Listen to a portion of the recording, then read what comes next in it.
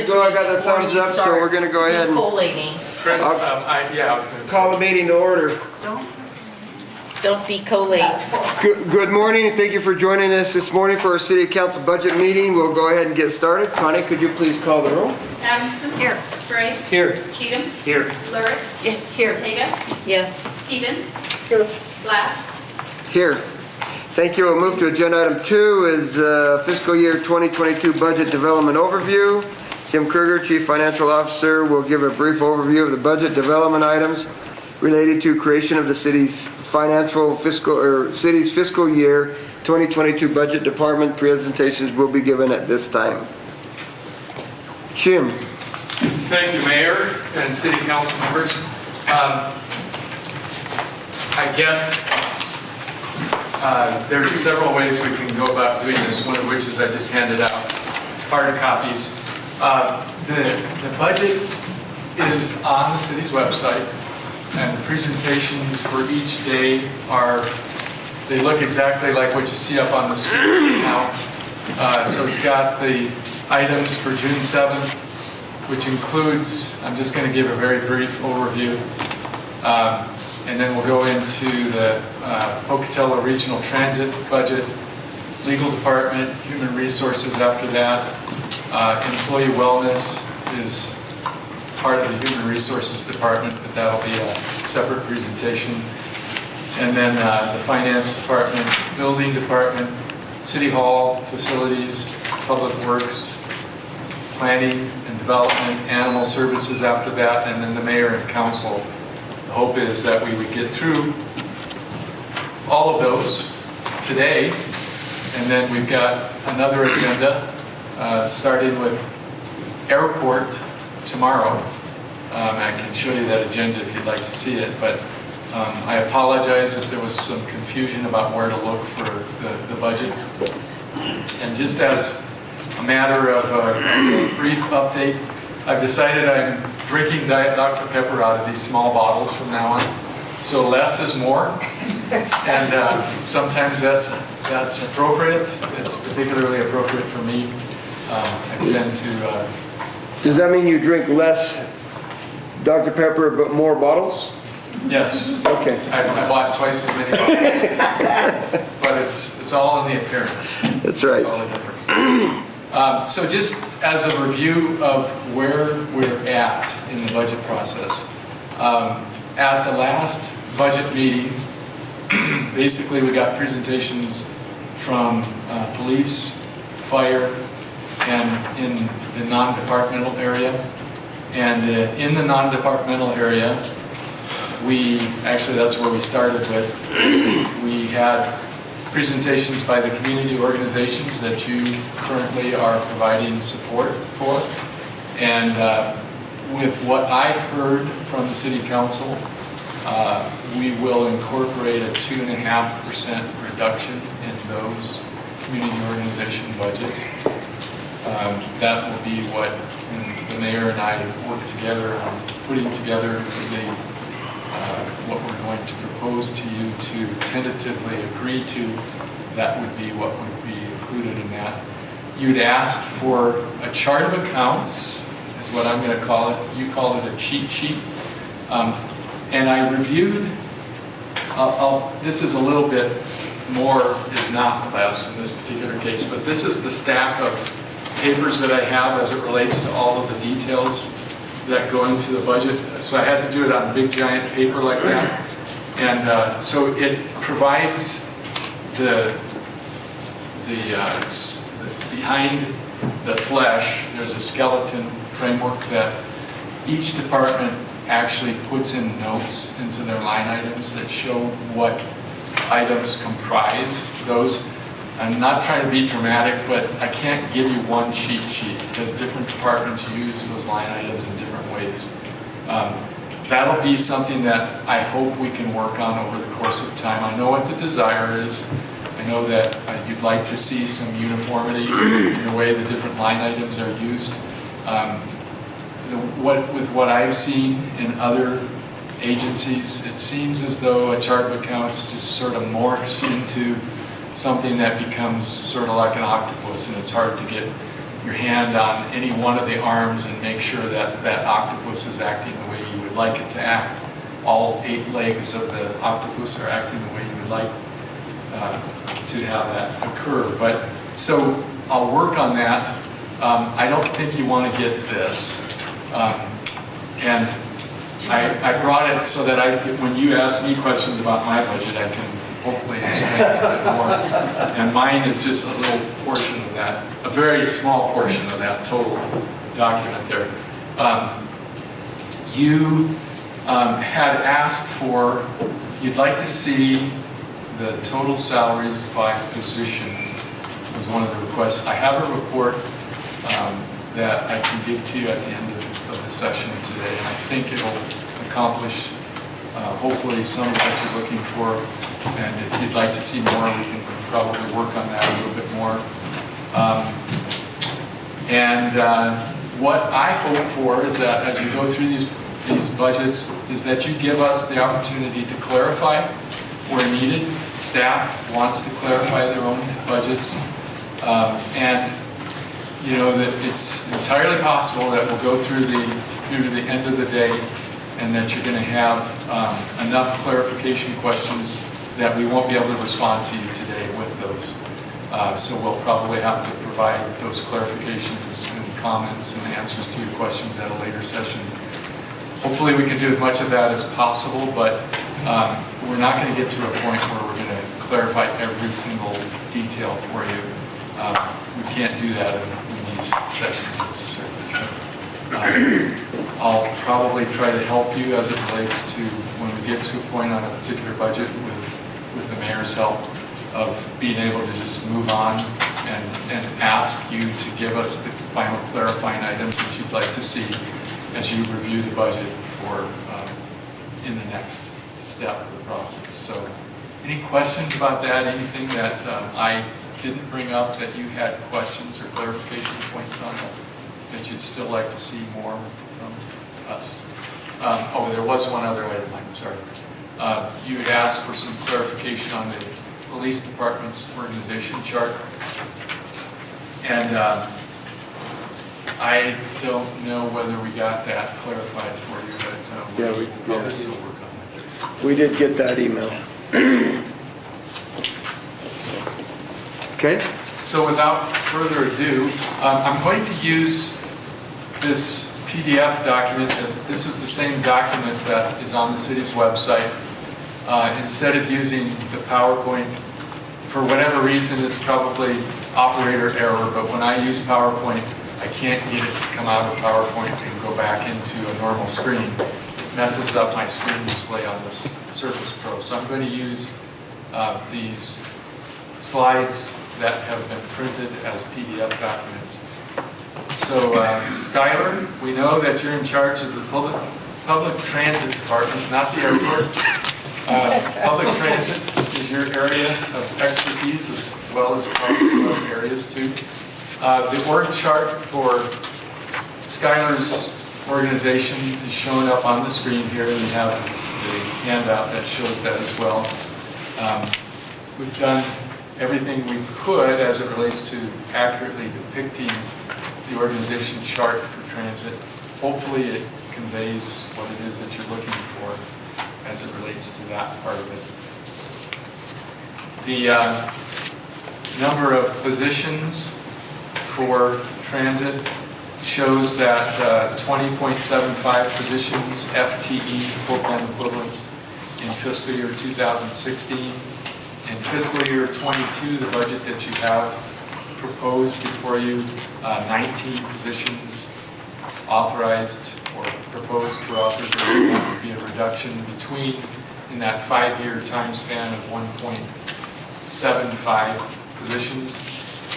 And the project that you gave to us at a prior meeting was to try to show what the number of people or boots on the ground were for each department.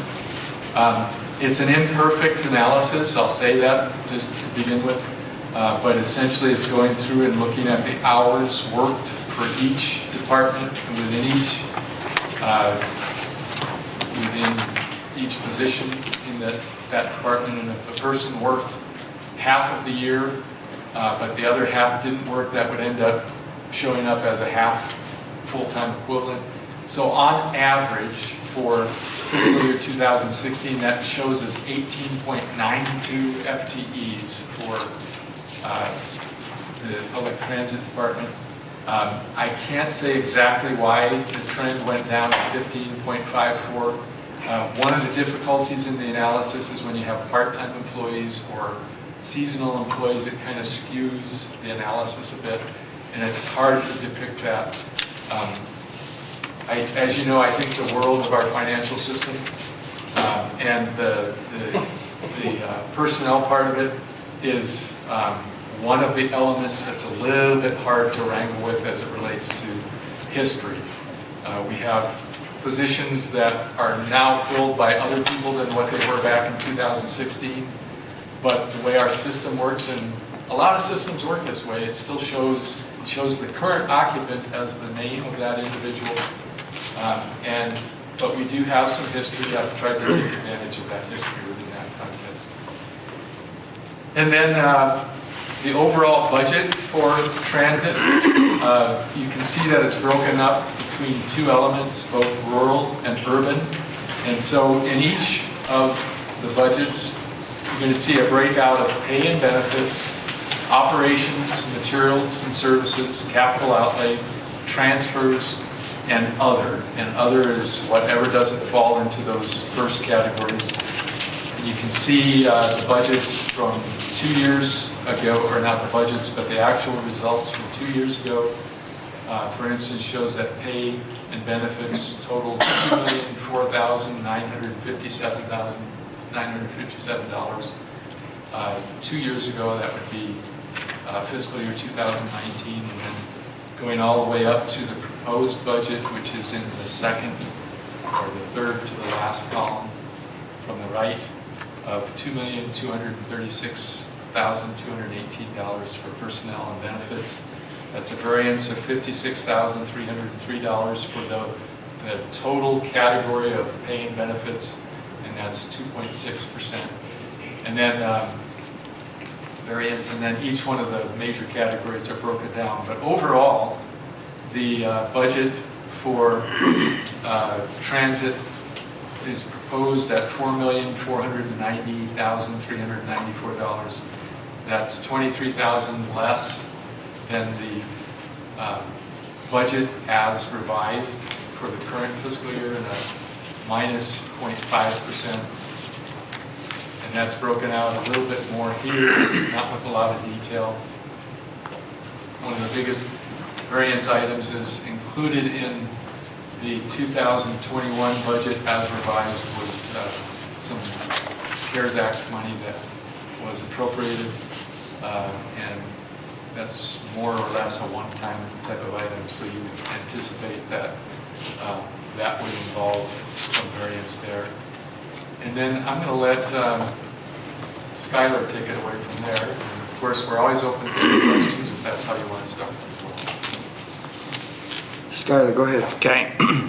Well, let me just back up just a little bit. For our department, when you look at the organizational chart, we are very heavily part-time.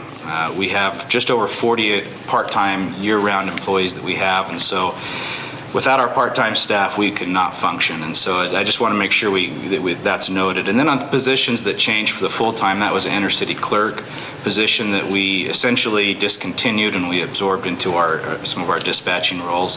And then also my old position of operations manager, and helped us to keep in line with our grant funding and to maintain our budget. And so that's a position we'll eventually want to come back to, but as of right now, we're making do without it. So on this slide, making sure we're on the right one here. So as you look at the variances with our operations, as Jim alluded to, for our operations and also our capital, as council approved our ITS, so that was the $240,000 in our rural program, and then the $200,000 with our urban program. We were hoping that would fall into this year's budget, but it's going to be moving likely into fiscal year 22, and so that's why we've moved that. But ultimately, when we programmed it in the capital item, which really it needed to be in operations. So that variance, that large variance that you see, really isn't a large variance. It's just it's moved from capital over to operations. So hopefully that makes sense on that end. Also, the reduction in the capital, that's from vehicle lifts and shelters, which will be purchased probably just a little bit later this summer, so that will come off. That's about $81,000. So it was a plus $440,000 into the operations side, and then a minus on the capital side of $440,000. So any questions that council has for that? Okay. On the next one here, so this is just going back, so the ITS, essentially that $440,000 I was just discussing, that's a carryover from this fiscal year into the next fiscal year. And then same with our bus replacements. We were hoping with our light duty cutaways, so the 2 rural light cutaways and the 3 urban light cutaways, that was intended to be in this year.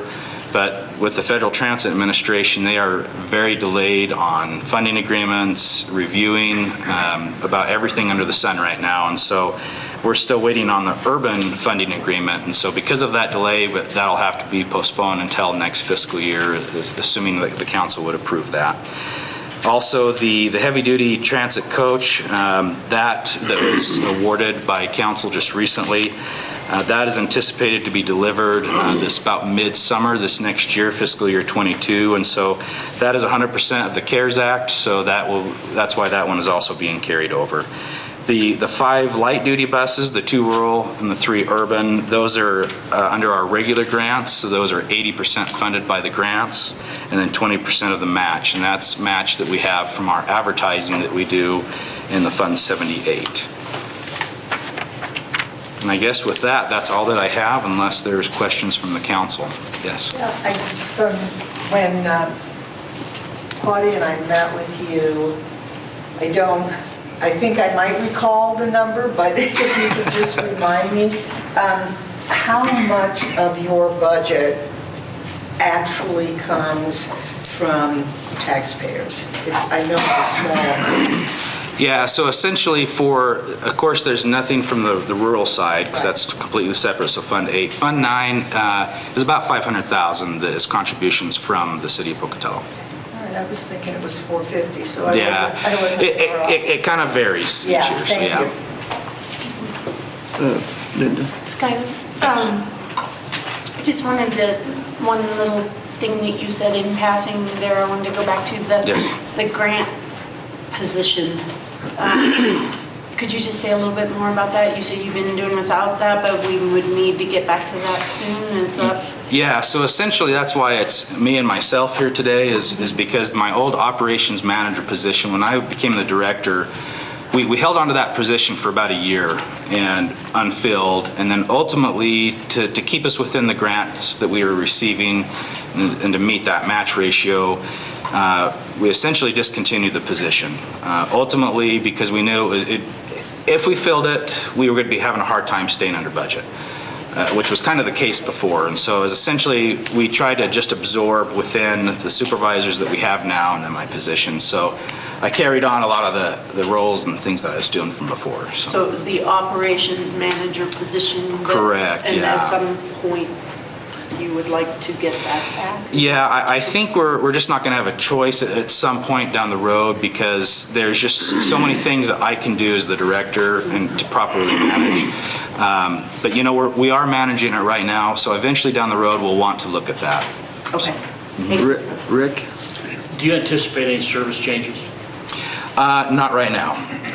So pre-COVID, our ridership was nearly 300,000 trips each year. Once COVID hit, we were significantly lower than that.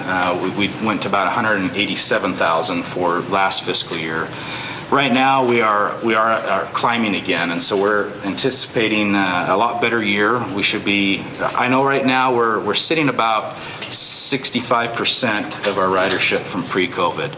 That's a very good number from what all the agencies in Idaho are seeing. So as far as service changes, we don't anticipate that right now. With the Northgate development, the new hospital clinic going up there, I'm wondering if you're anticipating a need to service that. Possibly eventually. Our C route currently serves that area. There's a stop right by the main entrance of the wellness complex. Yes, eventually that will probably come into play, but, you know, we just don't know enough right now. But it is something that we're definitely looking at. Chris? Not necessarily right now, unless you have it at your fingertips, but could you just let me know, in very general terms, what the 500,000, give or take, per annum goes to? Like, I don't need to, and I don't need chapter and verse, but Sure. just so I have an idea. It's a question I get frequently because of the empty buses that we all see. You know, it creates questions, and I would just like to be able to answer it more specifically. And may I just add, with empty buses, you really need to have to come ride our system all day, or, you know, different times of the day, because that's a concept across the whole public transit world. But you know, our numbers are what they are, and we definitely transport a lot. But yes, I'd be happy to help you lay that out a little more. Yeah, it just helps me, you know, be very specific, so Yeah. that people don't realize that, you know. Sure. And I will say in general that match amount is everything you see on the urban side.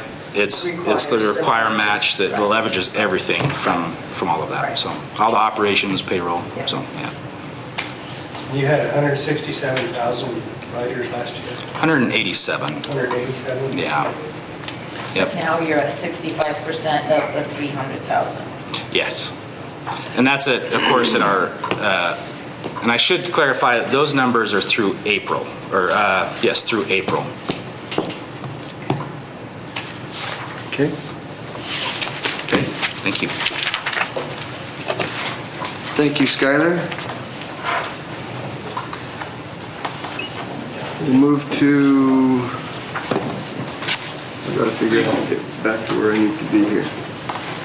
Move to agenda item number 4 is our legal department.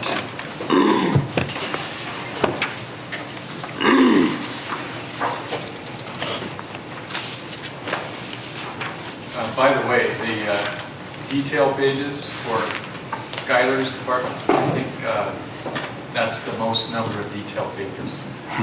We've got things broken down in a real detailed manner, and that's because of the federal requirements related to how he gets money as well as how he spends it. So I haven't quite gotten to legal yet. There we are. So again, the first element is the organization chart. You can see the positions as indicated, and just as an overview. 6.5 authorized positions for legal in fiscal year 2016. 7.5 for fiscal year 2022. That's a net gain of 1.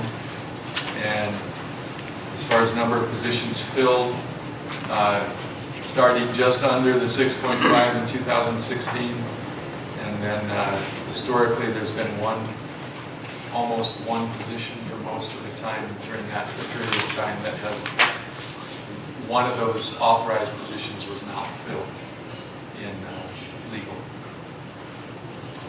And then essentially there's an increase in legal, and it has to do with that change in staffing. The proposed budget is $974,377. That's an increase of $109,612, about a 12.7% change. And I'm sure that Jared is ready to answer all of your questions and give a brief presentation. I am, thank you. Thank you, Mayor, and members of the City Council. I'd like to refer you back up to the org chart to explain some of those other numbers. We're pretty excited in the legal department. We did a reevaluation of our structure this year, and that came at the result of a retirement that we recently had. We've traditionally had one attorney that does nothing but criminal work in our legal department, another attorney that does some criminal and some civil, and then a chief civil deputy. We evaluated that and decided that it would be much better off financially and effectively to have 3 attorneys that are deputy city attorneys that all do criminal work and civil work. We have multiple courtrooms that we need to cover at the courthouse, and we felt that this was the best way to give better coverage, to provide better prosecution services, as well as better experience for all the attorneys to apply their civil knowledge to what we need in the city. We also, I think, are able to realize a significant cost savings, because part of that evaluation was looking at what can be done by people that are not attorneys necessarily, that support what the city needs, but we don't have to pay attorney rates for. And so that created a change in the org chart that created 3 deputy city attorneys, a liability and legal specialist, and then the assistance that we need for mostly for the filing with the criminal work, as well as the processing of all these civil cases or the civil issues that come through the legal department. That additional attorney that you see on that third page, or I'm sorry, the additional position, is not actually a net gain for the city. What that restructuring included was restructuring of the HR department, the risk management department, and the legal department. And there are no additional employees as a result of that. Instead of one attorney in the legal department being the risk manager, we have an employee in the human resources department that is the risk manager. And that's going to realize some efficiencies and some cost savings for the city. And so that's what's referenced in the next slide that talks about. Yes, please. We're self-insured at certain points. And Yes. who will do the risk management regarding that? We will work with HR, and legal will be in part of that, and the risk management department. So it'll be all 3 departments working through those. Okay, because it doesn't seem like an HR job would be figuring out how sewer backed up and how we compensate. Right. So that will those steps and those processes will still be through the HR and through the legal department. And a lot of what the liability and legal specialist will do is handle those claims as much as can be handled without having to have a law degree. We don't want anybody, practicing law without a license, for sure, but we don't want attorneys doing things that don't need to be done by an attorney. Yeah. So can you tell me what we're self-insured at, workers' comp,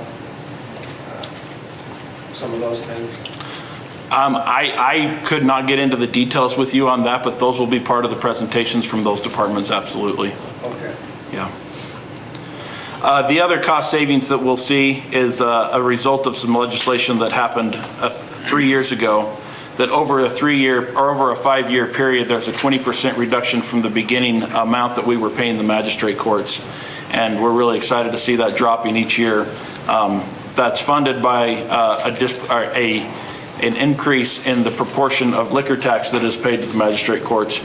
But more than the amount that we pay each year is exciting to me. More than that is the fact that our liability and the chance that the courts can come after us for just any amount that they choose necessary to handle our cases, they no longer have that ability, and that liability is no longer a cloud over our heads. And so we're really happy about that legislation for a couple of reasons.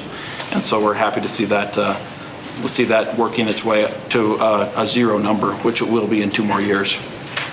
But knowing that we will always have the support of the magistrate courts and not ever have to figure out a way to fund a municipal court. That would be incredibly expensive, and there has been attempts for other cities to do that, and that's what this legislation took care of.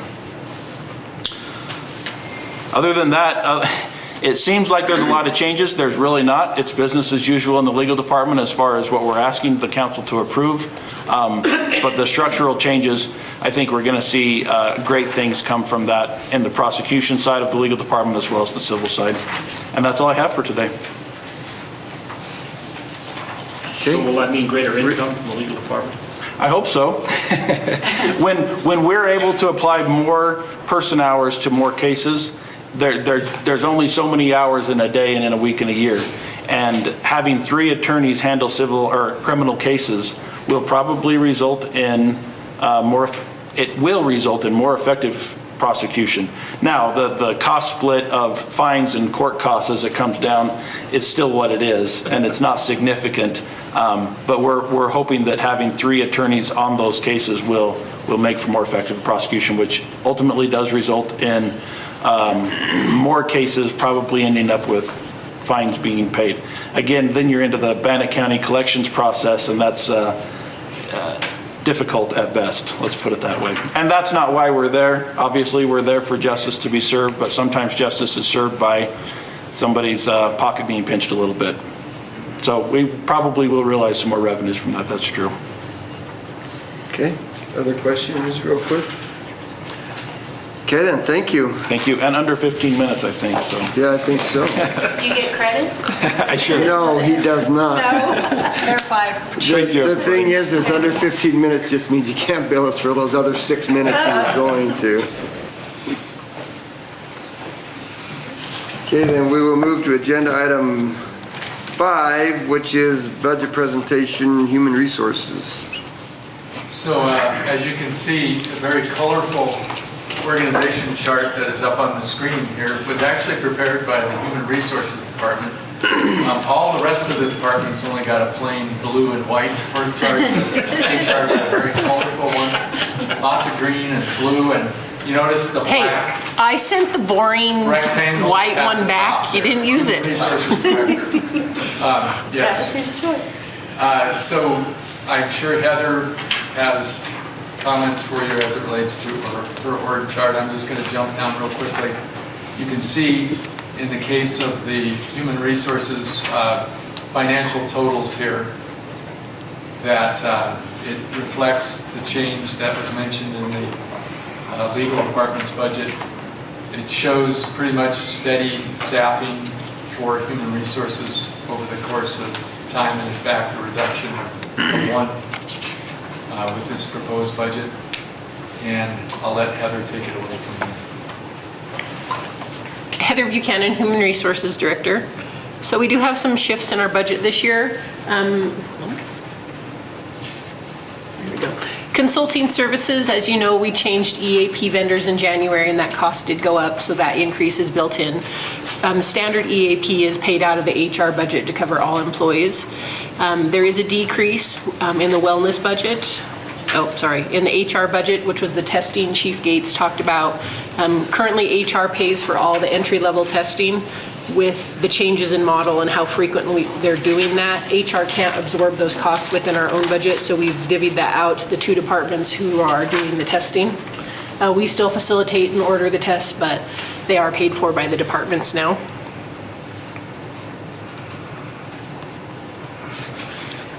These are just some initiatives that we're currently working on. These are bullet pointed because they're items either council has asked about or have been a focus just as trends in major industry.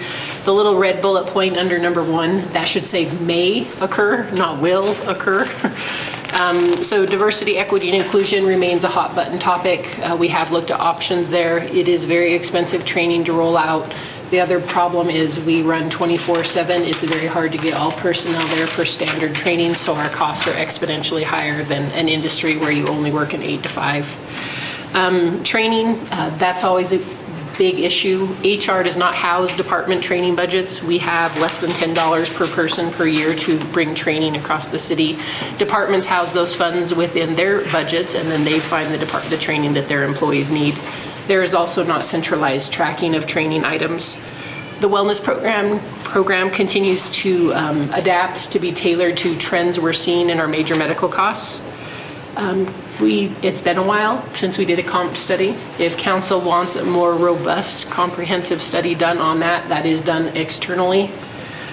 Benefit enrollment remains steady. We did transition to a new online platform that is available through our broker, so there is no additional cost to the city on that. And then we are working with ISU. We'd started on this project last year, but again, COVID derailed everyone's good intentions. We are looking at some partnerships with them to have some either mentoring programs or internships available through the city. Can I, Mandarin? It's one of the most... I know what Mandarin is, I'm just kind of It's the second surprised. most identified language spoken outside of English in Pocatello. When you talk to the school districts, Southeastern Idaho Public Health, ISU.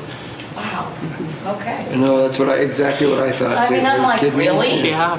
It was Wow. surprising for us too, but Spanish was by far the most commonly spoken Right. language, but Mandarin came in at second.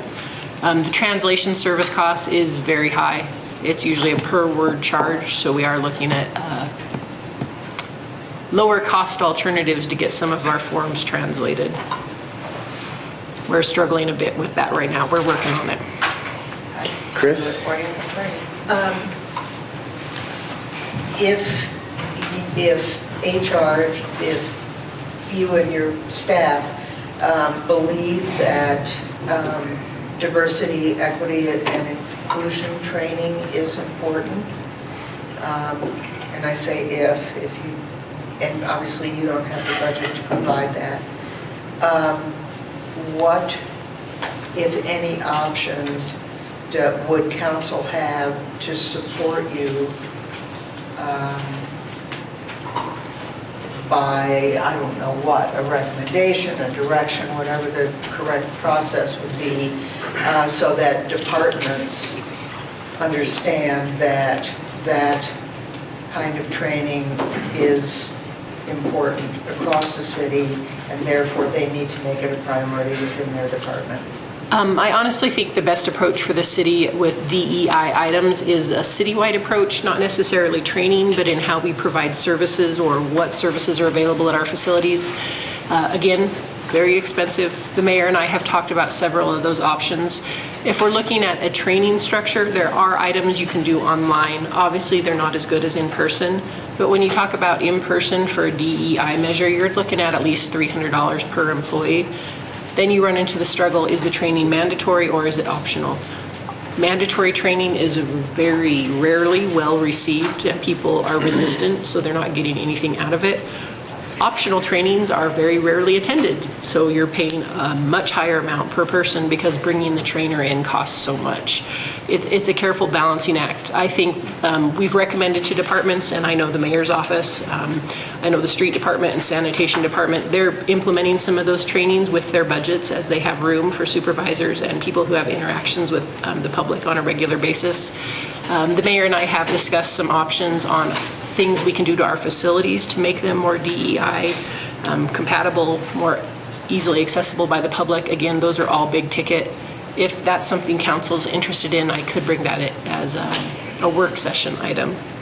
I guess I'm thinking of when you say people who come in contact with the public, I mean, obviously, internal issues probably can get handled through the internal process. The process is already in place, but I'm thinking of, for example, transit drivers, police, fire.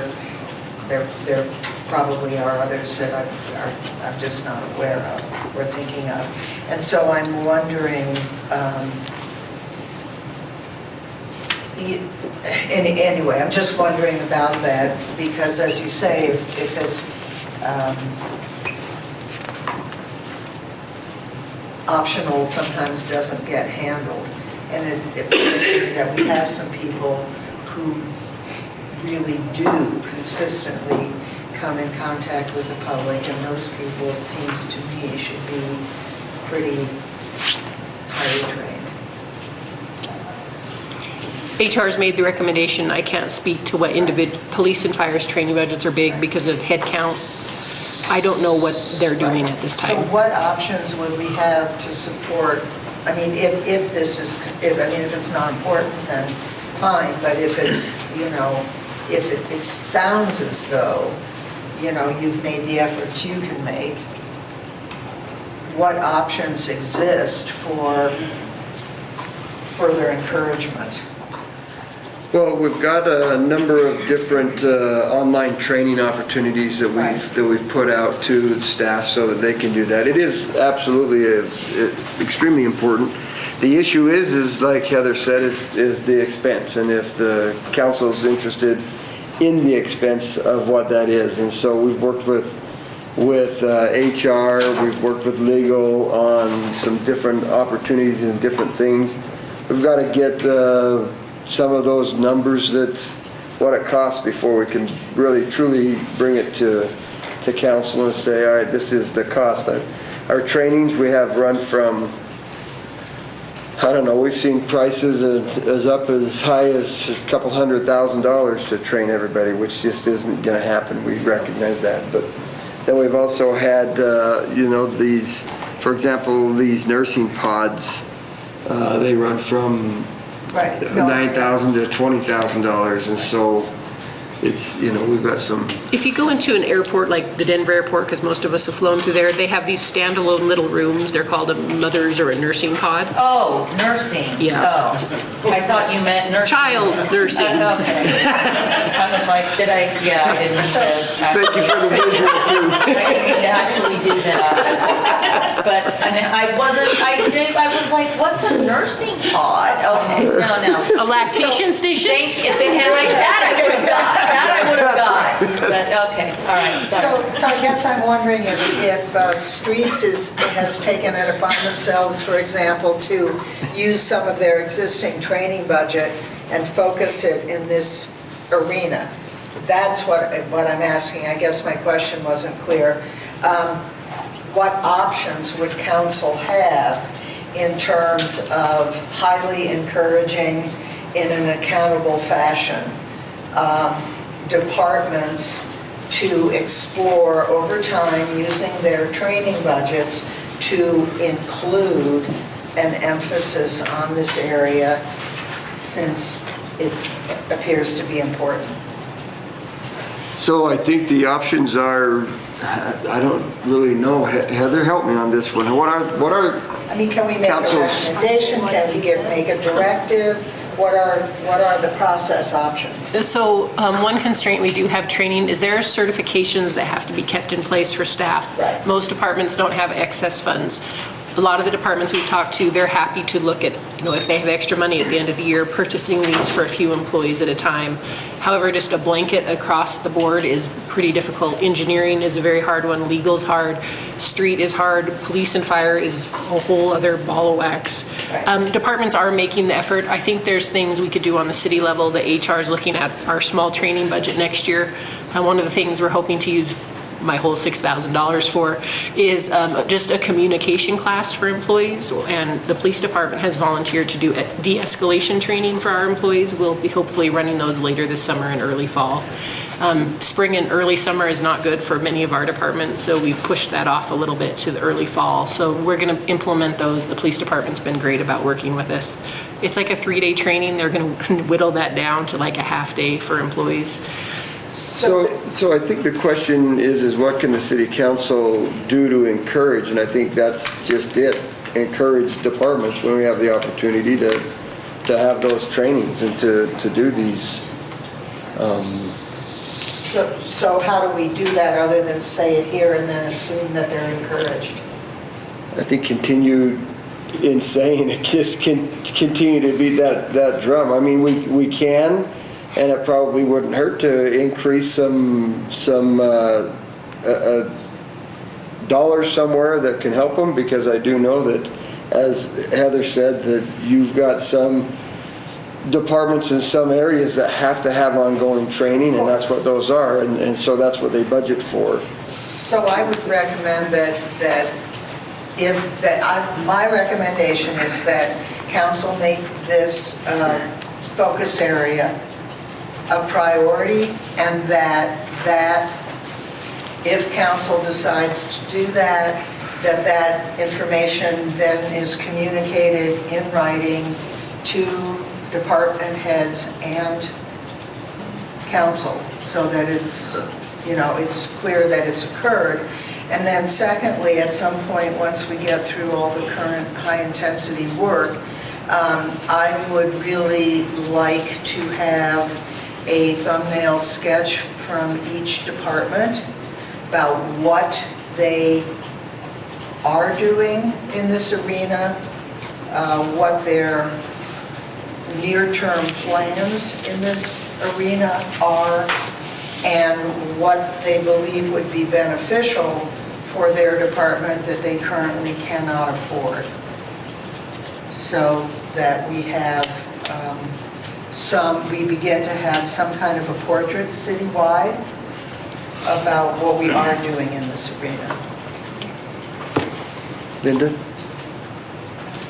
And I'm going to say this sort of cryptically because you can stop me if you can't say anything about it, but you and I have had conversations about this and how we might be able to proceed, and one of the things you talked about was a potential partnership with another organization. is that something you can talk about? Is that proceeding or? Some of the local HR directors, managers, we try to get together quarterly. Again, COVID derailed that. We're hoping to set up like kind of a training bartership where we have a subject matter we come in and train on, and then they come in and train on something. I know HR recently reached out to ISU about a training on LGBTQ. I know there's another letter on there, thank you, about if they could come in and they could just kind of do a question and answer for employees. So we are exploring those possibilities. Again, it comes down to how many people, if we want to train everybody, I can't just for free have someone come in and do that. That has a dollar cost to me. A couple sessions ISU would probably be happy to do for us. We just reached out to them last week about that specific issue, and we're just still gathering data on it. Well, in regards to that too, we've also reached out to some private businesses. INL is one that That's we've the one I was had some thinking of. discussions with and stuff. Their training is just so expensive, it just, They use an outside consultant. It'd be 6 figures to bring in on one session item, and it's like a 12-session package. it was just too much for us to handle, and so they are. Sounded too good to be true. I It guess. is, Well, unfortunately. They are still working to try to get that figured out so that we can do something there, because they've done some things with the city of Idaho Falls. But we've reached out to them, we've reached out to On Semiconductors to see if we couldn't piggyback on some of those diversity trainings and things that they do as well. And so we're trying to do everything we can to keep a cost as low as possible, but it's difficult. But at some point, we're going to need to allocate some funds, yes. Yeah. What about, one person getting trained and then training, that person training our department heads, and then the department heads taking it upon themselves to, It is an option. That is Like a also trainer kind a of game of telephone. It's kind of, I have children. When I tell my children to do something, they don't always listen. When their flag football coach tells them to do the same thing, they do it. Sometimes you need an outside influence giving you the data so that people are more well-received rather than HR talking at them again about an issue that they don't understand why it's important to them, which is why I think a focus on interpersonal communications, de-escalation, just those are the cornerstones of diversity, equity, inclusion, is how to communicate with people across all planes. So I think things like that are going to be very effective for us, and that is what we're focusing on. Well, and we've looked at some of that, Claudia, and a lot of the stuff is proprietary as well, and so that they won't let us do some of those things. And so it's kind of a balancing act that we've been trying to do as well. The police and fire both do it fairly well, but their trainings are usually wide open to different departments to be able to use. Then we got a comment from Roger and then Chris. Well, I just want to speak to it. Since risk management is coming under your department now, I think that we have seen nationally that there's much more exposure for risk that comes when employees are not properly trained. Agreed. And so I think to be somewhat proactive, we need to continue to move in a direction where people are aware of the liability they could incur for the city. Chris? So there are, rather than the telephone model, which I understand, I mean, there are also models which schools I've been in use where people are literally certified trainers. I mean, whatever that means, certified or, so that it's not just, it's not quite such a game of telephone, that, but the district, or in this case, the city, would then have in-house training options.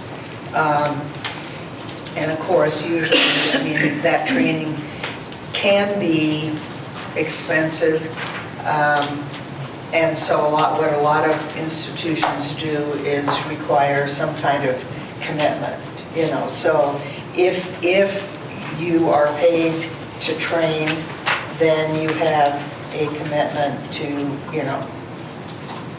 fulfill certain responsibilities, so that you're not training somebody who retires next week, for example. So that's just one thought, which I'm sure is not a newsflash to you. And secondly, I guess I'm wondering whether or not council has any interest in the recommendation that I made previously, which was... I was going to say, go ahead and repeat it so we all remember. I'm trying to be brief and not repeat myself. I know. So the recommendation was that, that diversity, equity, and inclusion awareness, competence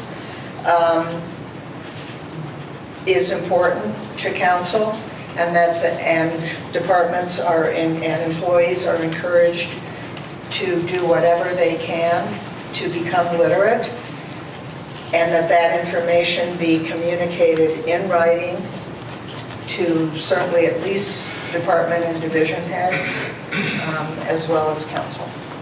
That was my recommendation. Council good with that? I think so. It sounds good. So what we'll do then is we'll just have a thing prepared. We'll put it on letterhead. We'll have the council members sign it, the mayor and council sign it, everybody sign it, and then get it out to them. Yeah, it's a good idea. Okay, thank you very much.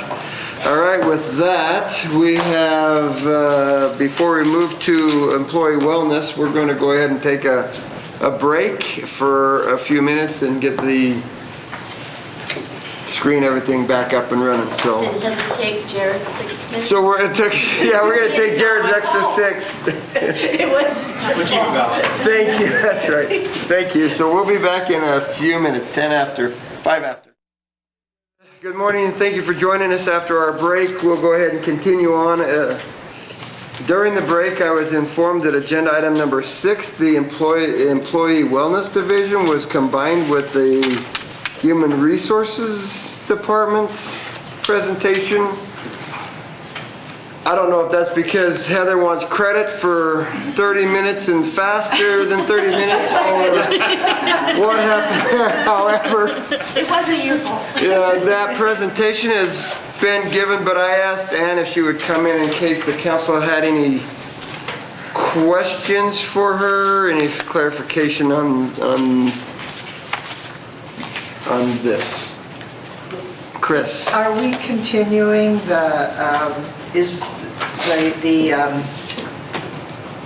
if I have this right, if I remember, the VIVA contribution with new employees when they sign up? I think we're not.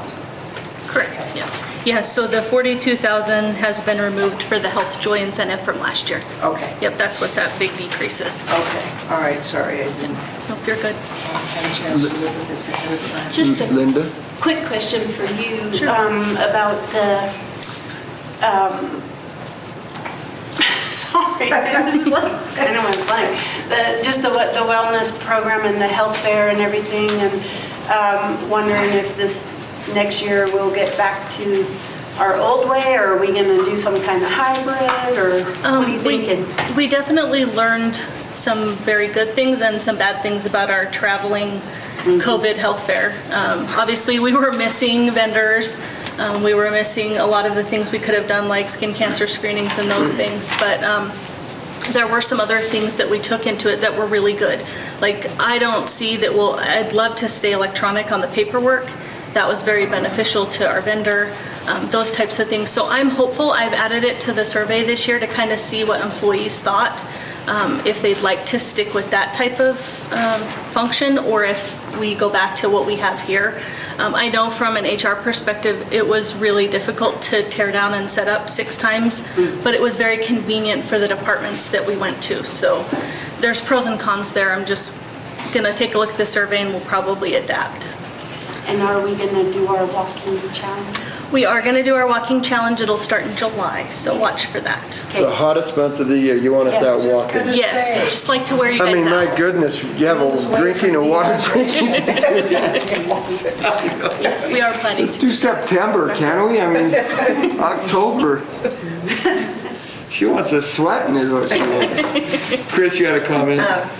Well, and I don't know that this is even quantifiable, but do you have any reasonable way of estimating the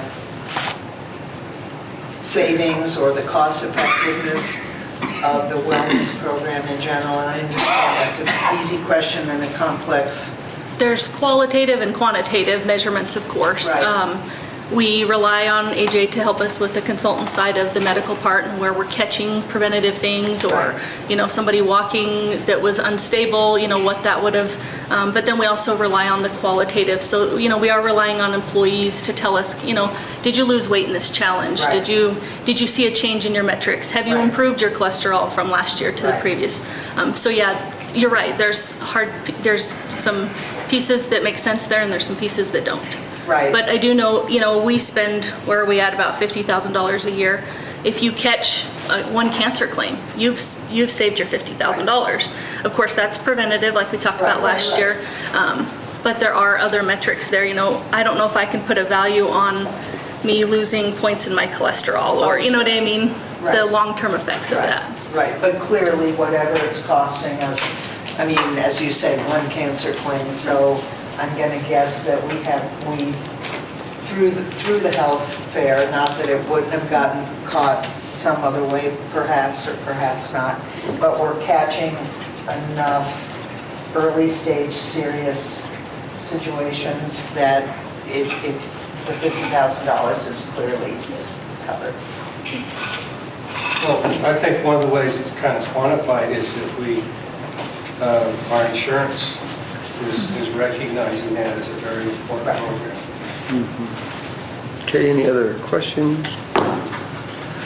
Thank you, Ann, for coming in.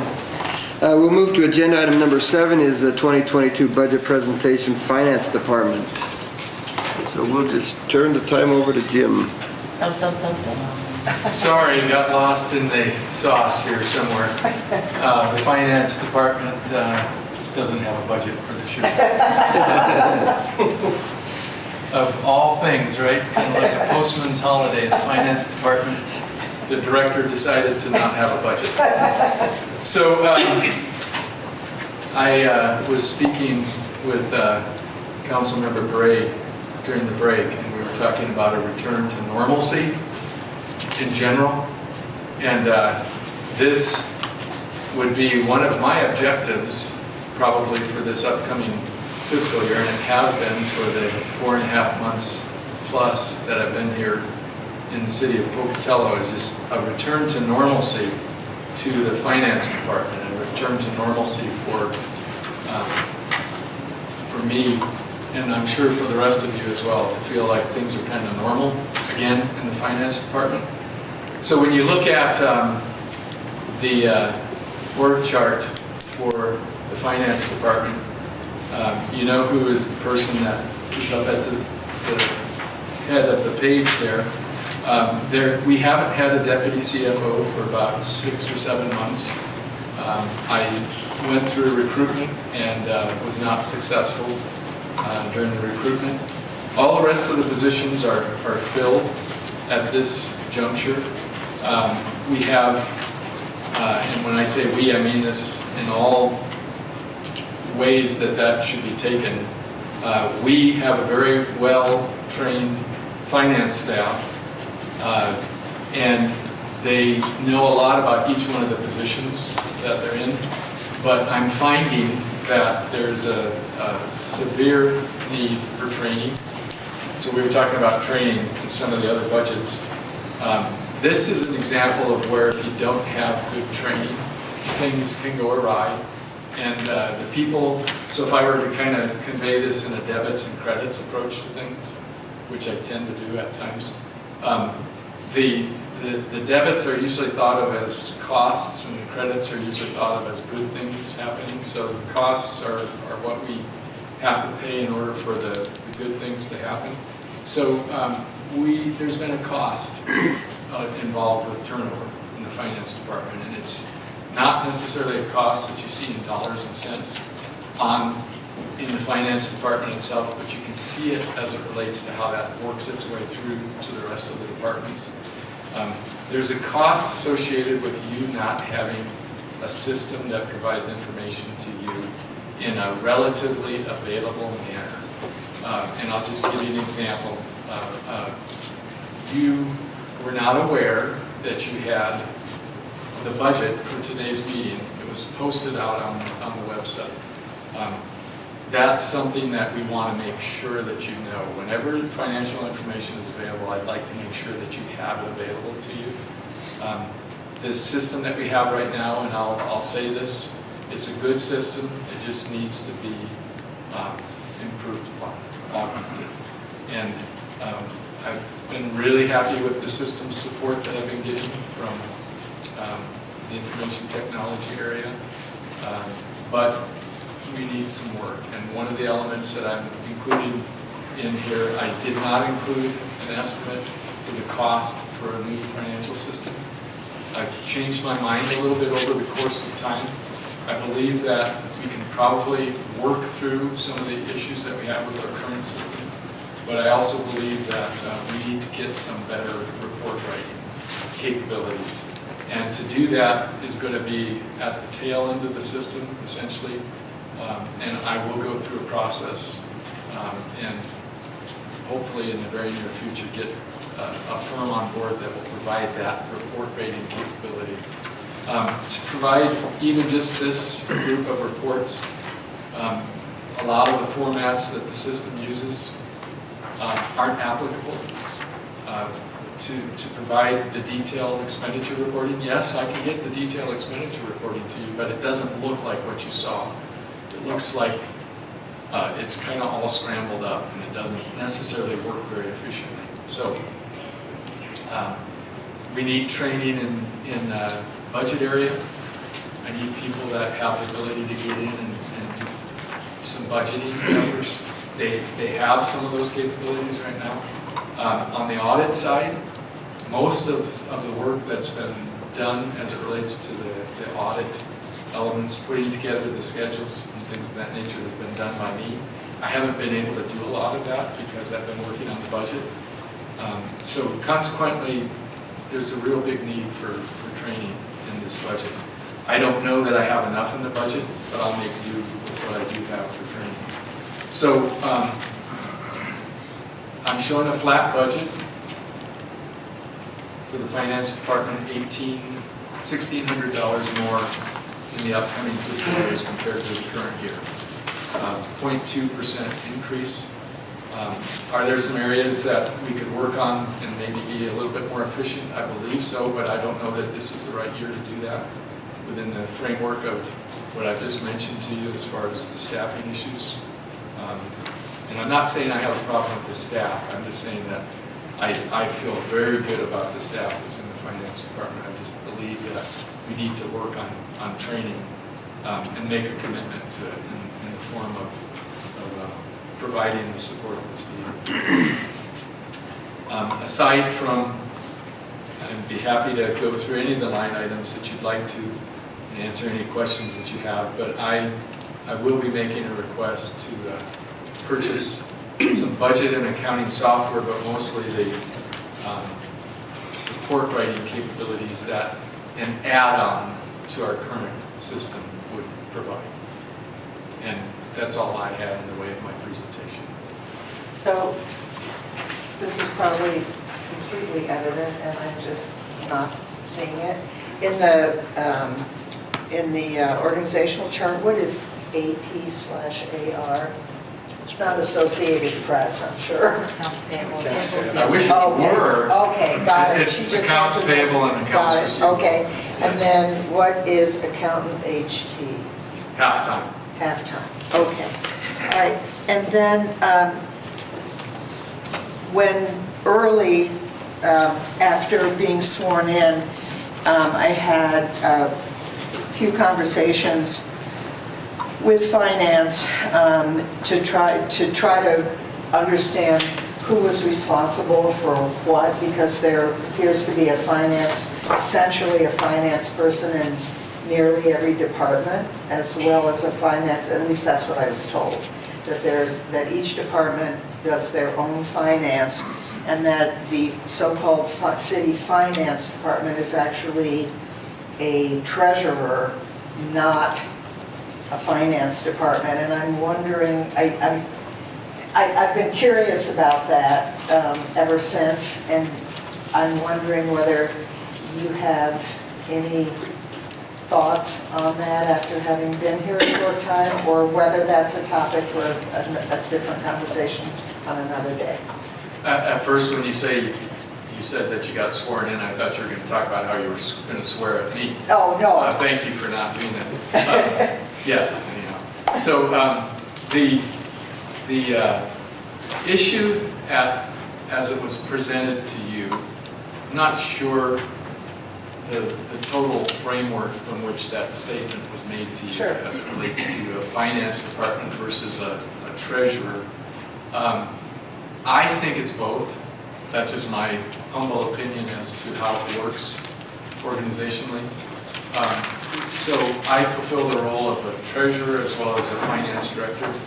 I don't know what the traditional roles of treasurers are typically in larger communities like we have here in this part of Idaho. But in most of the rest of the state of Idaho, the smaller organizations, they have a city clerk and they have a treasurer, and the treasurer usually performs all of the elements of the functions associated with being a treasurer, which includes most of the time a finance director as well. We do have sort of a hybrid type of an organization that includes in each department somebody who has the ability to input accounts payable invoices, and in some of the cases dealing with billing to outsiders as well. And I'll just use this as an example. In the case of fleet fuel, so there's some fairly technical elements associated with the billing apparatus that's associated with billing people for fuel usage. And in the sanitation area, which is part of the organization, the sanitation part of that organization is actually doing the calculations related to the sanitation billings and passing those on to utility billing. I don't think that within the framework of how it works here, I don't think taking all of those individuals that are in each one of the departments and bringing those back into the finance department would be the way to go. Nor do I believe that there may be some redundancies in that approach to things, but I don't believe that there's a lot of inefficiencies associated with it. There's a lot of checks and balances that are incorporated within having people in each one of the departments that are familiar with the ability to input documents into the system, and having somebody in the finance department that reviews. And for instance, none of the departments have anybody that can print a check. That's not to say they don't have the capability within the context of what they know and their knowledge, but our system doesn't allow for that. And that's a check and balance. Within the finance department, we print checks. We have the review process associated with it. It's a final review. The departments make the decisions as it relates to how each one of the elements of what they're paying for best fits within their operations. And then on payroll, each department has their own payroll processing clerk. And then the people that work in the finance department on payroll processing are doing it more or less checking things before it gets into the system and actually issuing checks. I've seen payroll set up in HR before. There's a reason to not have it as part of HR. It's the checks and balances part of it. So again, yeah, there's probably some redundancies there. It's developed over the course of time the way it is, but I've seen that same approach in many other organizations. So it's not unusual to have it be this way. So would whatever, as you're thinking about software, stuff, in talking at a department level with some of the people who have to use our current system a lot. You know, they've talked to me about the number of keystrokes it takes them to actually get to where they need to be. And that it's not that they don't know how to do it, it's not that but it's just, you know, perhaps not an efficient use of time when they're, and then they have to do all kinds of workarounds and manipulations in what they do. And anyway, when you multiply that by the number of departments and blah, blah, blah. So, I mean, I'm sure that, again, that's not a newsflash to you, but I'm wondering, and these folks weren't complaining, but they were merely pointing out that, you know, it's not as, they couldn't be as efficient and effective as they could otherwise be, hampered by our software. So that's more of an input information, I guess, than a question. But I would have an interest in helping the people in our departments, you know, have systems that work really well for them, whatever that means, and they would know that better than I. Most people like to use these things nowadays. We still like to use these. I have kind of moved over to using these more than I like to use the keyboard. And I still use this part of my keyboard over here, the 10 key part of it, quite a bit.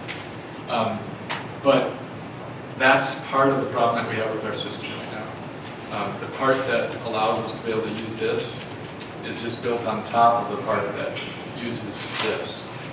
The keyboard strokes that everybody needs to use, you would be amazed at some of the keyboard stroke capabilities that people have in the finance department as well as in many of the other departments. By the time you look up, they've already keyed in about 5 or different command statements, and that allows them to get to the right screen. They don't even have to think about it. It's an intuitive thing. Would it be more efficient for them to go to this? Probably not, but it's definitely not more efficient for me to go from this to this. It doesn't work for me. So a system needs to be able to provide both of those capabilities to people. But the report part of it, getting the reports generated quickly and to have the flexibility to report, to have those reports generated so it doesn't require having to go through 5 or 6 different command screens to get to the point that you're developing a report, and to have city council that can actually have reports that you'd like to see that don't require somebody in some little room somewhere developing a way for those reports to be generated is where I'm heading with that. So yes, I know we will get more efficient with a new system. There will be a trade-off for the people that are used to doing that. At some point, they'll have to work through it, though, and I think they will. With regard to your organizational chart, how much cross-training or how much, I mean, does everybody know how to do everybody's job, or is everybody very compartmentalized?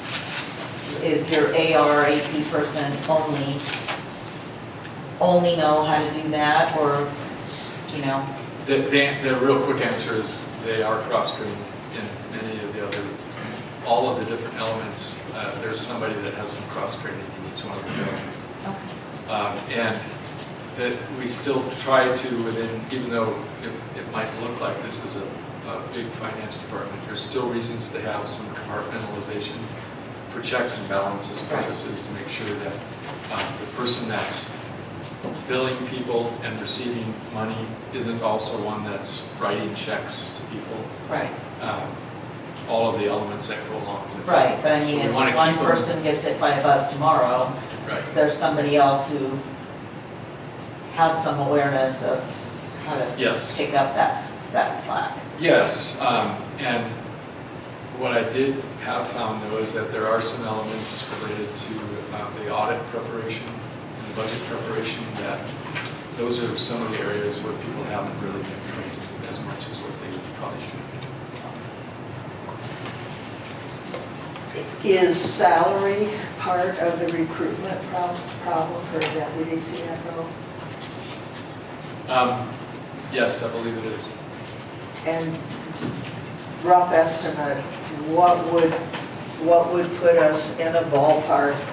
Because it seems to me that finance is a pretty critical area, just. And so what, give or take, what kind of dollar amount might put us in an arena to be competitive for a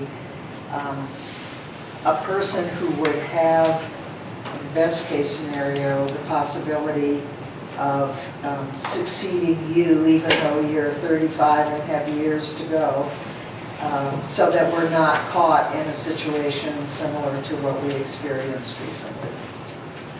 I don't have a specific amount for you. That's probably something that Heather and I need to have a little more of a conversation related to that. I think that was one of the factors. I know that one of the individuals that I know would have been very good in that position. I know we couldn't have competed with what he was looking for. And I believe that it's a contributing factor. There's other things that go along with that. You know, typically salary can be a disincentive more than an incentive. It's Right. not enough, it acts as a disincentive. You can never pay people as much as they really want to get paid. But we can certainly try to help within that context. So that'll be something that she and I talk a little bit more about. But yes, I know I look like I'm 35 years old, but I don't have a lot more miles to go before I sleep, so hopefully not tonight. Okay, wow, I wasn't really gonna. Yeah, we all have that hope, by the way, Jim. Wow, that's Information deep. already, so. Any other questions for Jim? Okay, thank you, Jim. We will move then to agenda item number 8, which is the building department.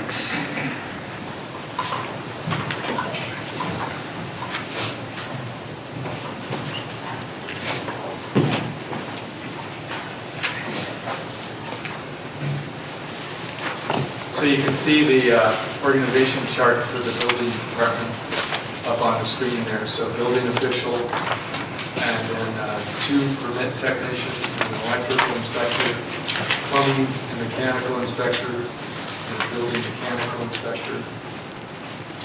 And the budget shows a budget request or proposed budget of $828,631. It's a bit of an increase. I know Richard probably has some comments that he wants to make to you as it results or relates to that.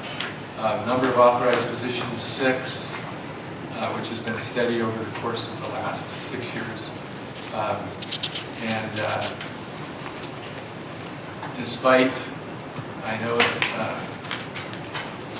well, I don't know whether there are some competitive disadvantages associated with the people that fill these positions. There probably are some elements of that, but so we haven't always been up to full staffing in the building department, and that shows in the bottom part of this little chart right here. So except for back in 2016, where there was a little bit of a transition, not all positions have been filled at all times in that department. And then I'll let Richard go through the elements of what comprises his budget. So we're asking for some budget increases this year. Our membership and dues, and it's also for our training. Small department, small inspectors, so we try to cross-train instead of trying to hire a position for a plans examiner. We're trying to also get our building inspector certified in commercial and as a plans examiner. So as for that budget increase there, the maintenance agreement, we copy a lot and scan a lot. We're having problems with our copier, so we ended up getting a new copier, and there was just an increase in that. Our cell phone plans, we're trying to keep up with technology. We have our Surface Pros, but before I got here, what we purchased was the ones without the cellular data plan. So we're having to purchase some other ones that have the cellular plan in them so we don't run into connectivity issues out in the field, so that they can look at the plans on their surfaces and enter inspections out in the field and stuff like that, just to help our inspectors be more efficient. The merchant discount fee, that's when COVID hit, we've suspended the 3% on the credit card machine. It's been a big blow to the building department budget because contractors love their air miles and points. So we added this because we're absorbing a lot of those fees since we haven't been pushing that on this year. But if that 3% fee gets approved on the fees, then we won't need that. And then the big one for the building is a new vehicle for me. They call me Mr. Incredible. When I first started working here, the building official used to drive a Buick. I couldn't fit myself in it, so I traded with one of my inspectors, and right now I barely fit in a Ford Escape. So we're hoping to get a full-size vehicle for me this year. It's something that we've been trying to work with, but so those were the fees increase for building. For our service level changes and other major stuff, our building permits, we processed 3,400 building permits. We did a little over 5,100 building inspections. We've issued 107 single-family residence permits, which I might add this year we're going to blow out of the water because as of last month we were at 105.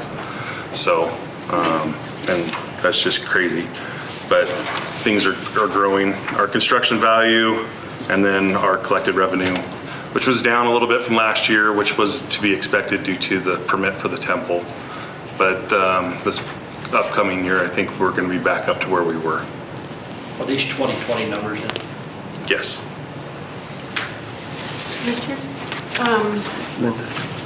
I was just wondering, you know, as things grow and permitting picks up and everything, what do you think about the inspector positions? Are we going to need more than one person to handle everything? You know, right now we're keeping up. I just noticed that I missed something on this slide. There was supposed to be a line item there for budget increase of overtime of 20,000. It's hard to dictate what is going to happen in building. I would have thought that this year, this current, for next year's numbers, that we would see a reduction, kind of like what we did last year when COVID first hit. We're seeing the complete opposite, and building material it's insane what prices are for material. So, you know, as long as the building trend continues to go up, and I see it going up, is my personal prediction, then yeah, we're gonna have to budget for more employees in the future.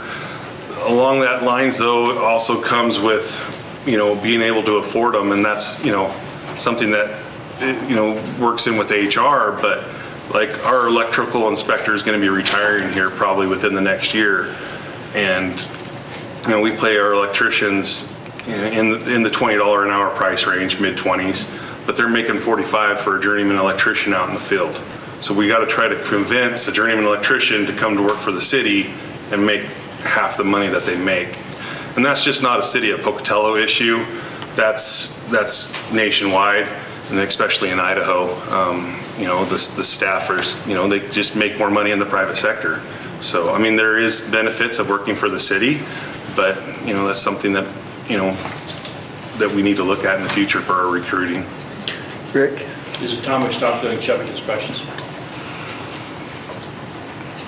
It's hard to say. You know, it brings in between 35 and 55,000 normally a year, depending on the inspection flows for revenue. It's great in the winter. Summertime gets a little hectic. So I know it would be a big blow to Chubbuck if we do that, because then they would have to contract with the state. They don't have enough work for full time. But that is a possibility. If I remember correctly, our contract's written that we need to give them 90-day notice if we do decide to terminate that. Along those same lines, if there is an increased need for overtime that can essentially be attributed to the summertime, requirement to provide those services to Chubbuck, is there, I know we have our fee schedule and it's set, but is there any way we can account for that, or, you know what I mean, have them help? I would imagine that would have to be a renegotiation of the contract with Chubbuck Okay. to see if they would still want to continue us with their inspections. Chris? Yeah, kind of going along with that, something along the idea of priority scheduling, so that, essentially if there are after-hours inspections or activities that need to happen, to me, those the Pocatello taxpayers and businesses should be served first, for sure. Which we do make sure that Pocatello's, workflow is being met. Right. But Chubbuck is nice during the wintertime. It gives them a little bit more work as things tend to slow down. So I don't think I understood the merchant discount fee. So you eliminated this, you absorbed this charge? The 3%, when COVID hit, we did away with the 3% charge on the credit cards. Right. So that line item budget, we're at like 100%, we're like at 200% on that budget currently. Right. For the fees. So are you wanting to add, I understand, but this $8,000 would be coming by reinstating the fees that the users. Correct. At the time that I did my budget presentation, I wasn't aware of the 3% fee going into place. Okay. So I built my budget as if it wasn't. Okay. Because it's always harder to ask for more money later. Right. And then we try to be responsible with the funds that we have and try to make them stretch. So at the time, we put this in here, and it wasn't until the end of May that I realized that we had the 3% coming back. Right, so that number will be there, but it will be coming from the users. Mm-hmm. Okay. And Brian, do we have any of those various and sundry city COVID monies? What is all of it expended? Do we have any left?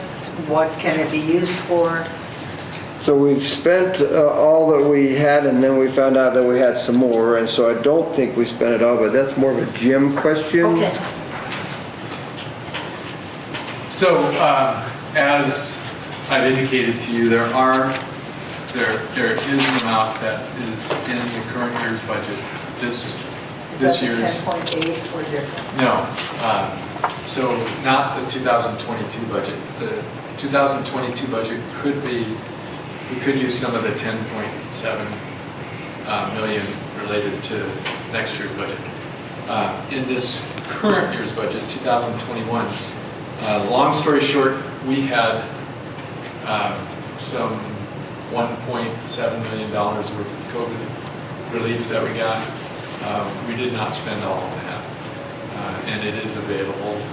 It's not available necessarily within the same strictures associated with that. I'm not absolutely positive that we won't have to give some of that back. I hope we don't. But roughly $1 million, which we used. I want to make sure that we don't have any of the federal people listening to what I'm saying right now. But we have the availability potentially. And the reason I'm asking is that, as we go through these various budgets, and there may be one-time expenditures, which, anyway, I'm just looking for every dime, for every rock. Certainly, I appreciate that. And we'll review the $8,000 service charge just to make sure that needs to stay in the budget within the framework of how it was mentioned by Richard. So, and COVID monies, we'll give a report on that. And Heidi? Yeah, I just have one quick question on the vehicle. I'm just curious, within other departments, do we have a better accommodating vehicle that we could do a swap or something like that, rather than adding an additional one. I'm not sure if we do or if we don't, but I'm just curious about if we would look into that or have the fleet department assist in that, I or think how we would do that. fleet department will be all over that. Look into that. I don't think I just was curious. I don't think we'll be adding a vehicle, I think we'll be replacing a vehicle. because- Yeah, we have an older Buick that Fleet that knows needs to really be- well, that's been there a lot. Okay. And then they've, like, we went and had a service done on it, and then as my employee was leaving Fleet, it blew a hole in a brake line that was at the back of the firewall, and he almost hit one of the sanitation trucks. And then they had to get creative because the part was no longer supportive. So we were without the vehicle for several weeks, and Fleet did a great job of finding the part and getting the car back to us, but it's Duct tape? No, that, But it's a, it's just a kind of a nickel and diming vehicle, so we're just hoping to, get a newer vehicle and keep, because they're our mobile office, my inspectors are out there all day long in those vehicles, so. Well, I was thinking along the same lines. I was wondering if some department had a suitable vehicle that wasn't really being utilized as it was intended to, and then that department could give that vehicle to Richard. But I have a question on the Chubbuck thing. Out of that $20,000 in overtime, how much of that, did somebody already ask this question? How much of that is attributed to? Currently, right now, my inspectors are doing a great job at getting their workload done. I have my plumbing and mechanical, so we only do electrical and plumbing for Chubbuck. My plumbing inspector, he's 75 minutes here and, 2 hours there on overtime. But with the construction growth that we're seeing, it's hard to predict. And again, it was just kind of a buffer to have that built in the budget if we needed it. If we didn't, it would roll back into the monies that the general fund has. But we just, talking with Jim, we felt that it was best to have something than nothing in case we needed it. Well, I guess my question is kind of along the lines of, Rick's, is that you said that it brings in $50-some thousand in revenue. Yeah, it's not a set, it's a sliding scale Right. off of the permits. But I'm just wondering, at what point is it not worth it anymore? And so. And if it's council's decision that we want to terminate that contract, No, we but just need to. I'm not saying that that's where I'm going. I'm just saying, is that something that Are we there? you should be, is that something that when you look at it on paper, it's your opinion that we should continue to do it, or start discussing not doing it? so Richard, I think what I'm hearing is, will you evaluate what that looks like and let the council know if it's time to start taking that next step, Okay. whether or not it's worth doing Chubbuck's inspections or not? Okay. I think that's what I'm hearing, is that? Yeah, because that's your job. I mean, I have no idea. So, but it's you're the, the person who would say to us. So I guess that's where I'm. I think right now it's still manageable, but at the same token, if you would have asked me last year if we'd build as many new houses that we are this year and the commercial projects that we have going on, I would have said no, especially with the cost of material. So, we are service oriented. We don't, as much as I wish I could control the building that comes to Pocatello, I'd love to have a staff of 20 inspectors and keep them busy year round. But, right now we're managing. I don't personally feel that we're at that point yet, but if we do get to that point, I would definitely be coming before council for guidance if we should terminate or not. I think what would be appropriate is to evaluate it before July for the budget, when we have the budget all put together. What your thoughts are for FY22, not that that's etched in stone or anything, because in the middle of 22, you might say, look, it's not worth it anymore, and we might move forward with that. But right now, evaluate it to see what it looks like so that we can have an informed decision when it comes to that. And I think Roger had it and then Rick. Well, I guess what my comment would be is if it's gonna cost us $20,000 and we're getting $35,000 back from Chubbuck, it'd be better just to say goodbye Chubbuck and not, and solidify our budget that way. And then we would have our people more available to Pocatello builders. Rick? And along those same lines, part of my concern is the building that's going on in Chubbuck. They've got some huge subdivisions going in out there, and the demand from our inspectors for those is going to increase. I think that needs to be factored into to what you're doing to say, how much more are they going to want us to do? This is a really dumb question, but I'm old enough that I don't care if I sound dumb, and it's truly a, educate Chris question, okay? No hidden agenda, anything, so please believe me on that. So in more administrative-oriented departments, legal, HR, finance, departments as large as fleet, et cetera, et cetera. I understand what the department head, the division head does. Can you just describe, like, very briefly, like, what is it that you do as your job within the department? And truly, this is just about educate Chris. So my job is to make sure that the staff is,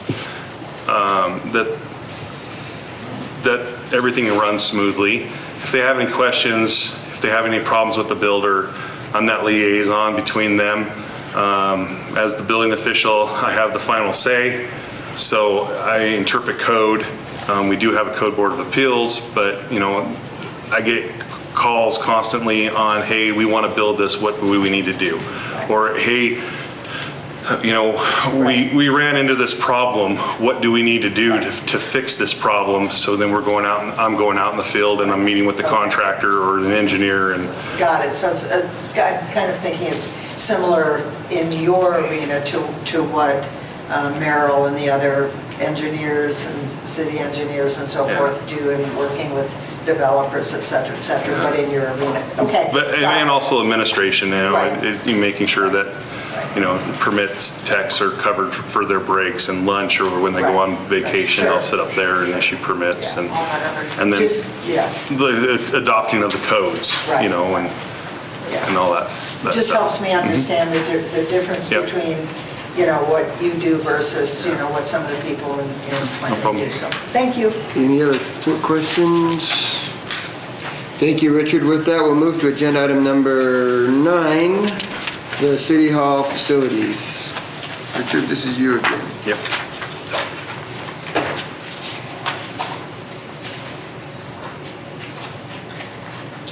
So you can see the org chart, which shows that familiar person at the top of the org chart there, the building official, which is sitting right before you, right below the screen there.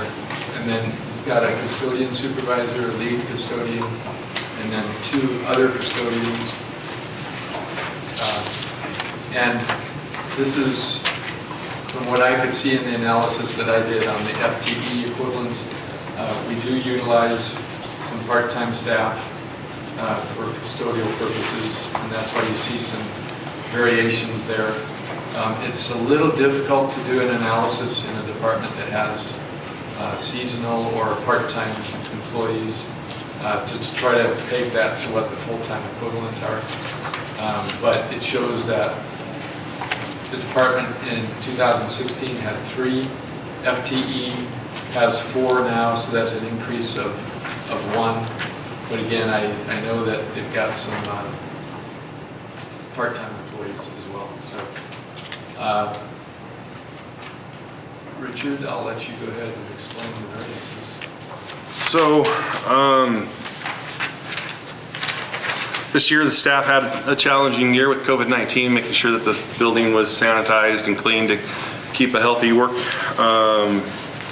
environment for the staff. We went through a lot of chemicals. trying to make sure that everyone's safe here through COVID. And then the staff cleans in excess of 75,000 square feet of buildings per week. So they do a really good job. So the $200,000 difference, if you go back to the previous slide. Okay, so the 200,000, we're in a very aged building that has been deferred maintenance for a long time. Like for instance, our flagpole just broke right before Memorial Day. That's $8,000 to replace that flagpole. We lost a motor in one of the AC units. Just to replace the new motor was $2,500 plus the labor. So, I mean, it's an aging building. The 200,000 is, our finance department is open to the public. There isn't a wall one. You know, you would think with the sensitive records and the vault right there with finance that they would have their own office. So that's $200,000 is to budget for a finance office remodel, and hopefully it's enough. It's hard to get a hard bid now due to pricing of material. And if there were by any chance anything left over, we would roll that over into it would stay in that line item to use to help update the building. You know, we need new front doors, we need new carpet, walls need to be painted, and, you know, money goes quick. So, I mean, we just had I had a quote to have the outside of the building painted, and it was $60,000. So, yeah, things get expensive. Well, I'm just wondering if, with the cost of materials right now, if all the things we would like to do, maybe we should put off and only focus on the things that we have to do. Like, for example, the flagpole and the motor, and as, you know what I mean? Because at some point, there's gonna be a market adjustment, and then the cost of things, well, we hope. Yeah, we hope. But eventually, the cost of things will become, maybe not, you know, $2 for a 2x4 again, but not, you know, $12 for a 2x4. So do you see what I'm saying? I do see what you're saying, but just know, unless we plan on building a new city hall, that if we keep deferring, if we don't meet the needs of the growth of our departments, it's going to get extremely expensive extremely quickly. You can only do deferred maintenance for so long. You know, I was hoping to use some of this new COVID money to put in a new HVAC system throughout City Hall and the police department, until I was told that it was used for infrastructure, because I thought that would have been a great thing. We could have done, you know, they have new technology, UV lights and filters and stuff to help make, you know, City Hall, you know, more air quality safer. And then at the same time, while you're doing that, you could, since you have to tear apart the ceilings, upgrade the lighting, you know, make all the ceilings at one level. But, you know, again, it just comes down to, you can only do deferred maintenance for so long, and then it will get expensive extremely quickly. So that was a call. I just needed to make a comment on what Richard is saying. So I'm the one that made the request to Richard for the walls to go around the finance department. Many of you, if you've traveled into City Hall, into the foyer area, many times you can probably hear the people that are in the finance department. One of the areas that has sensitive information is the payroll area. There are conversations that are transpiring right now that are involved with people's personal information that are sort of being broadcast across the entire City Hall. Another example of where that takes place is in HR. They have essentially an enclosed office area there for the most part. We don't in finance. There's also the sensitive records in finance. We can probably find some other way to fund this outside of City Hall, but it truly is a City Hall type of expense. Yeah, no, and I totally get the need to protect that sensitive information, and you know, so,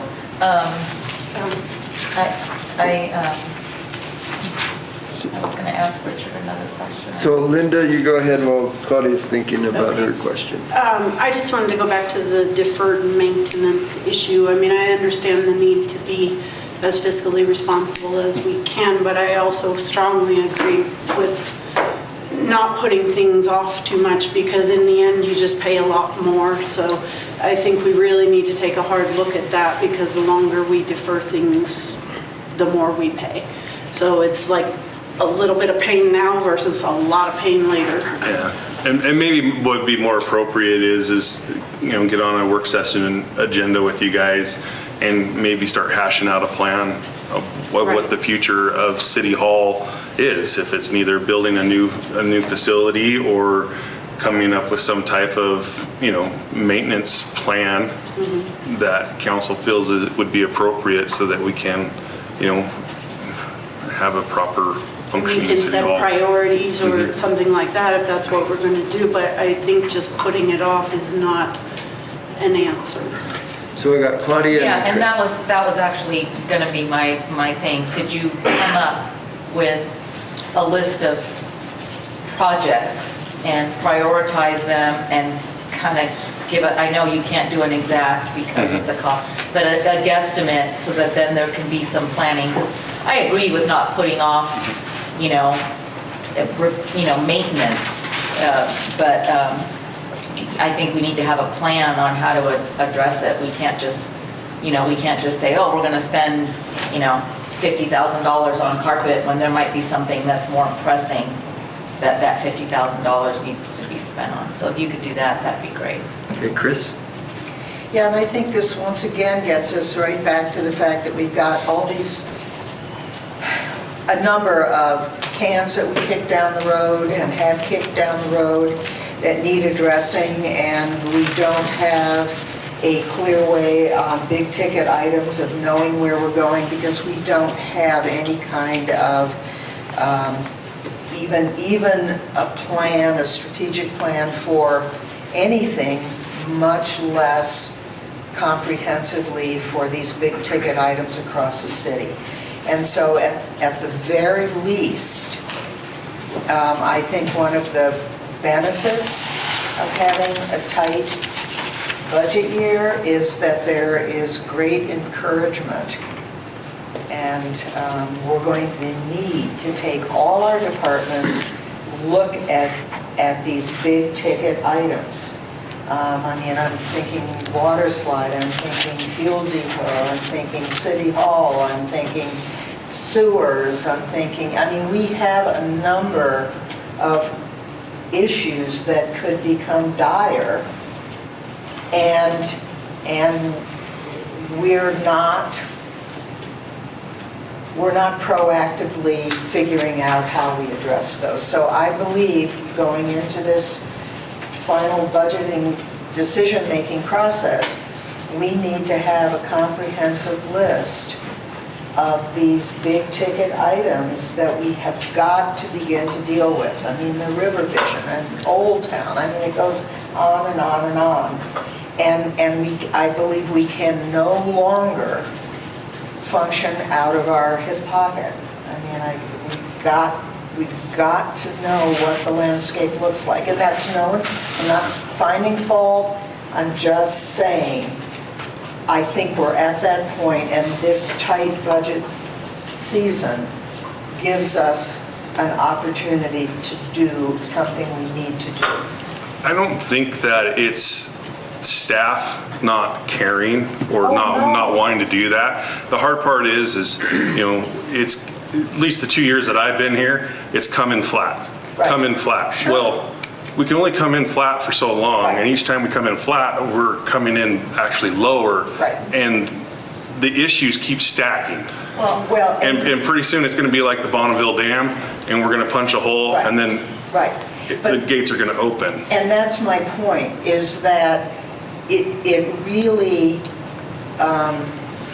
for a decision-making body with finite financial resources, even more finite now, thank you to the legislature, we have a very siloed structure. administrative structure in the city. Fine and dandy. That kind of siloed structure doesn't work for big, so it's not the fault of the departments. To me, quite the opposite.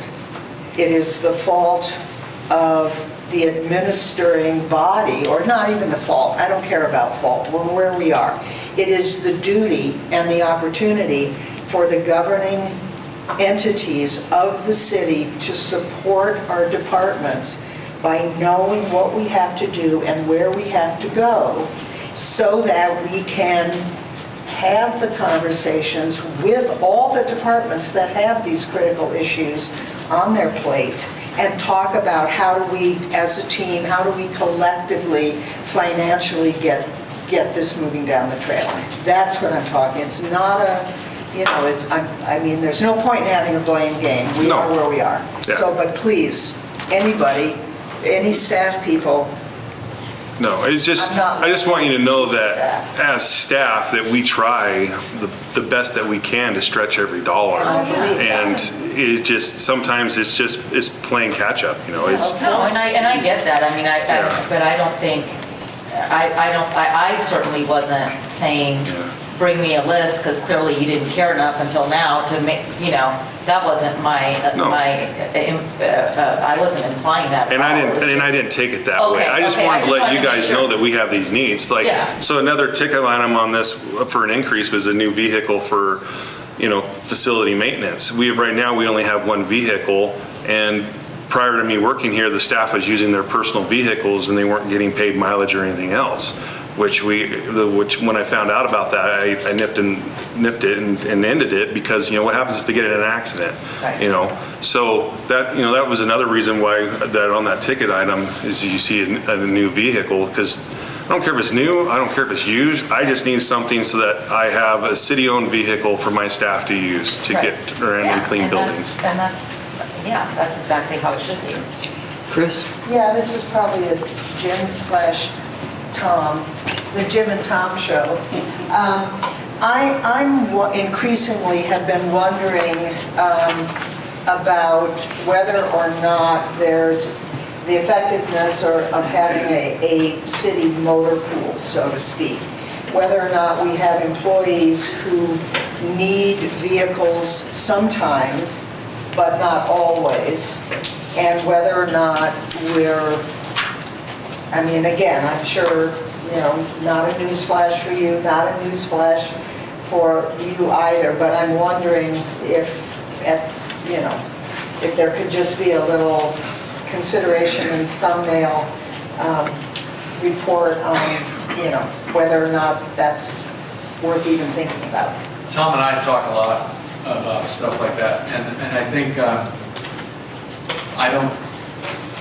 I think it's something that needs to be examined within the framework of what you're asking.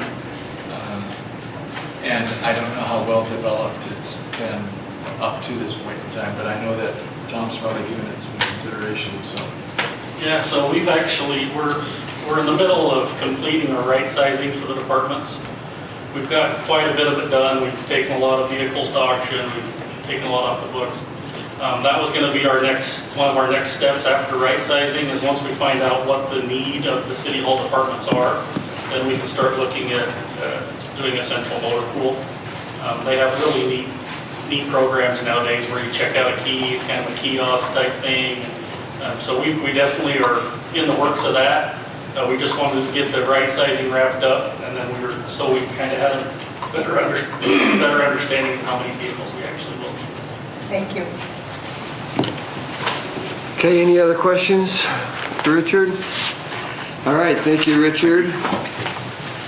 All right, council, this puts us in as I'm looking at our budget or our agenda moving forward, kind of an awkward position, so I need to ask a question. I was going to take a break so that we could figure this out, but I'll just ask it, and if I need to break so we can make this happen, then I will. We are moving through this quicker than we thought that we would be. We have 4 more items. It is 11:15.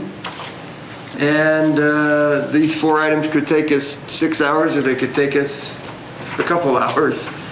And we've got lunch coming up. What is the desire of council? Would you want me to take a 2-minute break and go have Ann order some lunch in? Or are you okay if we go till 2 or 2:30 and without a lunch? I've got court at 3. Okay, so we gotta be done before that, and we need to... Well, at least Well, yeah. we should be done before that, I would think. The question is lunch. Yeah, no, I'm not like summoned to court.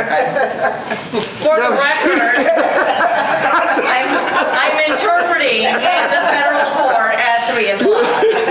Okay. I just didn't want to... So I just have to run across the street, but I don't know how long it'll be. That's a good point. So are we Yeah, no, okay? thank you for that. I didn't think Are we about it. okay moving forward and just making this move? And Let's just get it. Let's get it done. Okay. That sounds good. Then we're going to jump to agenda item number 10 as Public Works. He's got 4 different things within the Public Works, and so I'm going to step out, tell them not to worry about lunch, but Jeff, go ahead. I'll be right back in. So I have 4 different ones, that means I gotta take an hour, right? No, Is there something like a protein bar or something that we could... let me check and see what we've got back here. I've got I've got I mean, Cliff I'm bars just- in my car if you'd like. No, I mean, So it's I'll fine. check on that real quick, and then we'll go from there. Jeff, go ahead. Or Jim? So Jeff has got his org chart up here on the screen. I'm sorry, Linda, was that offensive somehow? Was that offensive somehow? I just didn't understand okay, sorry, I just didn't know if I had somehow offended you. So Jeff has got his organization chart up here. One of the elements that we're trying to portray here in this particular part of his department is his responsibilities related to engineering, geographic information systems, and science and environment. And those elements are shown on this first slide and on the second slide. And we probably didn't do a real good job of conveying how this was going to be presented, but one of the difficulties we have with this part of the general fund is it's included in the same department category, and this is one of our accounting system things again, along with planning and development. So I have to pull out portions related to engineering and GIS, and those are included here for the financial elements. And then at the very end of this part of the presentation, there's the environmental science part of Jeff's responsibility. But it shows 13 positions authorized in 2016, 12 as of 2022. That's a reduction of 1 over that tenure. And the analysis was a little difficult as it relates to the actual number of positions filled. It kind of gets back to that point that I made earlier related to when you have different divisions that are in the same department and you're trying to break them out and positions, et cetera, it gets a little bit scrambled within that framework. And that'll be one of the things I'd like to get a little bit more clearly delineated in the new financial system as we work towards that. But it shows that there were 12.49 positions filled in 2016 on an average basis, and 11.88 in fiscal year 20. And then Jeff will talk a little bit more in detail about the variances, but essentially it's fairly flat budget, about a 2.5% increase.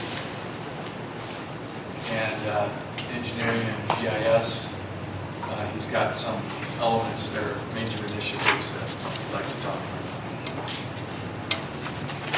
Okay. So let's start off with engineering and GIS budget. As Jim alluded to, this is we came in with a flat budget on this for both engineering and GIS. There's some increase there in pay and benefits. A couple of the challenges that I just wanted to talk about really quick is ongoing challenges that we have in pretty much all of these departments for engineering, GIS, and science and environment. And those include unfunded mandates, legislative changes, rising construction costs, lack of job applicants, lack of contractors to complete projects, rapid growth occurrence, and legal issues that we're facing on a regular basis. A couple of things that we would like to continue to work towards in the future would include utility locators and an asset manager to help us to more efficiently operate our systems. One thing that you'll find throughout engineering and GIS and science and environment and public works is that our employees are highly technical, and many of them require professional licensures, including engineering licenses and surveying licenses, which require continuing education credits. Richard talked about the $830,000 of revenue that was brought in from building permits. That's a combination of the effort from building department as well as engineering and planning and zoning. We all participate in that. The lion's share is from the building department, but engineering and planning and zoning also assist in that. So I don't really have anything to add this year. It's just business as usual. We continue to try to meet the needs of the public and the different departments and move forward as efficiently and cost effectively as we can. Chris? When you say utility locator, is that a person or a piece of equipment? Great question. So currently we are doing, utility locators are people. They utilize equipment to do that. But currently, our utility locators are spread throughout streets for stormwater. We've got WPC has utility locators, and the water department has utility locators. And eventually, what we'd like to do is we'd like to centralize those and have somebody probably in the engineering department that does those utility locates for each one of the departments. That way, we don't have people going out from all the different departments kind of duplicating those efforts. Yeah, and you may not be able to answer this now, no problem. Do we have any idea if you were to consolidate, how many equivalent FTE do we have spending what kind of time from these various departments? As I say, there's at least one from each department that's doing it, and many times there's two people that are going out and doing it. I think I haven't dove into it real deep, but I think we could probably consolidate and do it with just 2 to 3 people. Because I'm just wondering that if by consolidating, for example, in some of the departments that are like yours that are heavily impacted by and planning by growth and so forth and so on, right, whether it might be possible to free up an FTE that could then somehow be applied to try to help you folks out. Right. Okay, Linda? Every time you look at me, I forget my question. No, I just wanted to ask about science and environment. Okay. And the variance is a rather large percentage, and I'm just curious, what's the biggest change there? Correct me if I'm wrong, Jim, and I apologize for Hannah not being here. She's got some family things that she's taking care of, so she wanted to be here, but she was unable. So correct me if I'm wrong, Jim, I see a $284,000 variance there in operations. I assume that's due to budget amendments from last year? Yes, the terminology I would use for that, they're not one-time expenditures, but they're items that were budgeted in the current year that we won't be budgeting again in the succeeding year, so that results in savings. Is that, I'm just trying to remember, is that primarily River Vision? Yeah, I think a lot of that's totally the Centennial Park okay. budget amendment that was done, I believe. There's a lot more. And some of those expenses either being done or moved. Well, they won't be expended or won't be budgeted for next year. Okay. Yeah. Is any part of the the permitting affecting this? Or RM, whatever permit, I can't remember. So we do have our MS4 permit. Yes. Yes. So we do have our MS4 permit, which we don't have a stormwater fee that typically would be utilized to pay for that. And so a lot of that's happened to come out of streets and out of science and environment. And then we also do collect some money from the other participants in the permit, which would be Bannock County, City of Chubbuck, ISU, and ITD. So they do help pay for that as well. I was just wondering if that had gone down at all, or is that the same as it was? It's going to stay pretty stable, I think. Okay. Yeah. Thanks. And when you say we don't have a stormwater permit, is what we're doing our best option? Well, so we do have a stormwater permit. We don't have a stormwater fee. Fee, I'm sorry, Yeah. fee, yes. That's a discussion for another day. There are communities in Idaho that are implementing stormwater fees, and if council has a desire to go that direction, we're definitely willing to bring it before you and have that conversation.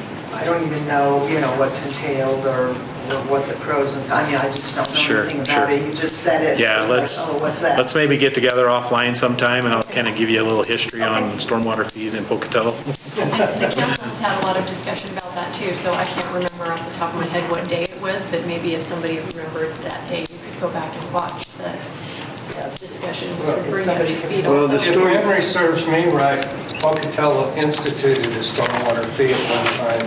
Correct. And then there was Barter Rebellion, and it got deinstituted. Correct, and we had to pay back everything that we'd collected.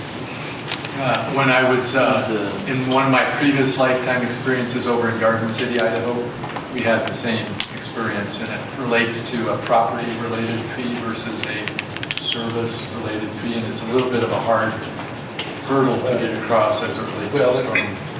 The moniker was, we're charging people for rainwater. Right. And that's how Right. Throughout the state, the stormwater fee's been a whole thing, regardless of where you are in the state. They've been implemented and then court ordered to be paid back. It's just been a mess, and it's something that it wouldn't hurt for us to address again at some point so that the council understands everything. Because we have had it, but it changes all the time. I don't need a, $64 discussion. Sounds like it's a mess. And my only other, just again, informational question, is it a fee that is charged to an individual residential property owner or to a developer or both, or? It's charged to the property owner, whether it be a residential or a business. Okay. Yeah. Thank you. Okay. Other questions for Jeff? Okay. Thank you. Thank you. Then we will move to agenda item 11 is planning and development services.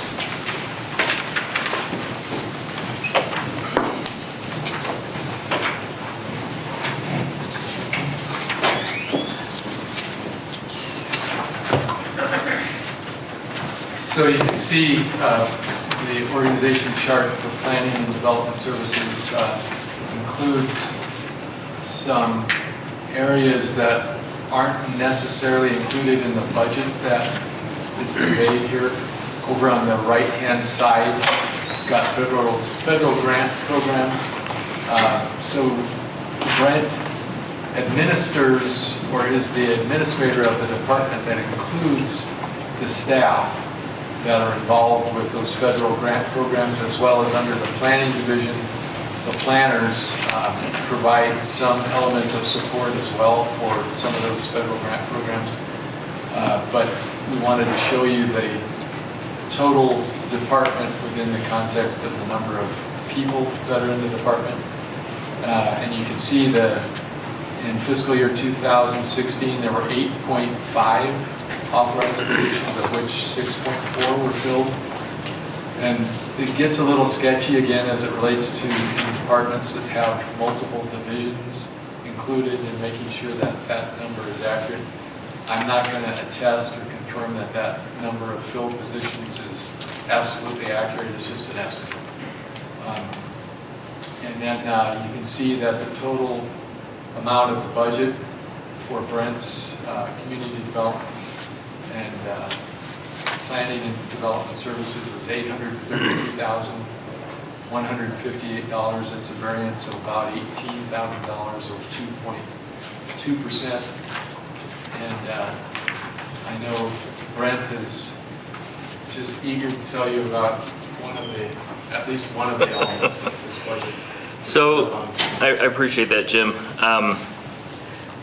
Really, our budget is pretty much the same as it was last year, with the exception of a couple of things that we would like to do in the planning department.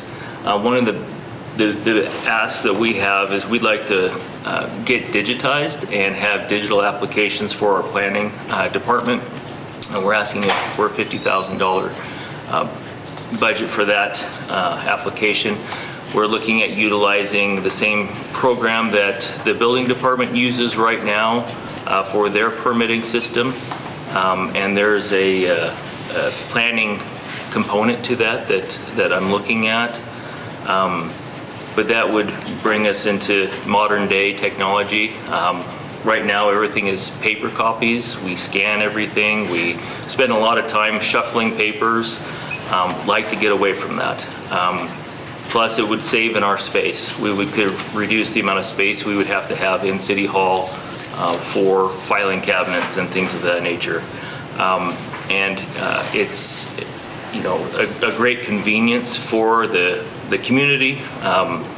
People can apply for different types of planning permits online. All of the reviews can be online. We can just really reduce the amount of time we spend with papers in hand. Not to mention printing costs and other things that go along with that. So that's one of the big asks that we would have for this year. The other item is something we talked about a couple weeks ago, is for the CDBG 5-year consolidated plan. You authorized us to do that. And in talking with Jim, this was something that I wasn't sure if it was going to be in this budget cycle or next, and it's probably going to span both. And so he recommended just to leave it here for now. But that was the other portion of what we would like to see happen, is what you've approved is that consolidated plan. It's just where exactly is that money, if it's going to happen this year. And I can work with Jim on that. And that was one time, right? It's a one-time thing, Right, yeah. right. It's a one-time thing. Well, it's one time, but is it every 5 years? Every 5 years, but we're looking at a way to make it not something that we can work into our federal grant process, that we can avoid having to have that same fee later. I thought you'd said, but couldn't remember for sure. Yeah. Thank you. What are you spending on, I'm trying to find it, on printing and paper and all that giant paper? I don't have the that you use? specifics of all of our costs right at my fingertips. I can get that information for you. But we do spend a lot of time sitting at the scanner. We spend a lot of time printing things, and our filing cabinets are growing, and we'd like to shrink them and get rid of them. And so we're actually in the process of trying to go through and scan all of our historical files, and so we can remove those filing cabinets and get rid of them completely. And then it's something that we can access. If we have a records request, we can get into the system really quickly and easily find the information we need without having to spend a long time trying to dig through files. And so there's a lot of efficiencies that come with getting things switched over to a digital system. Other questions for Brent?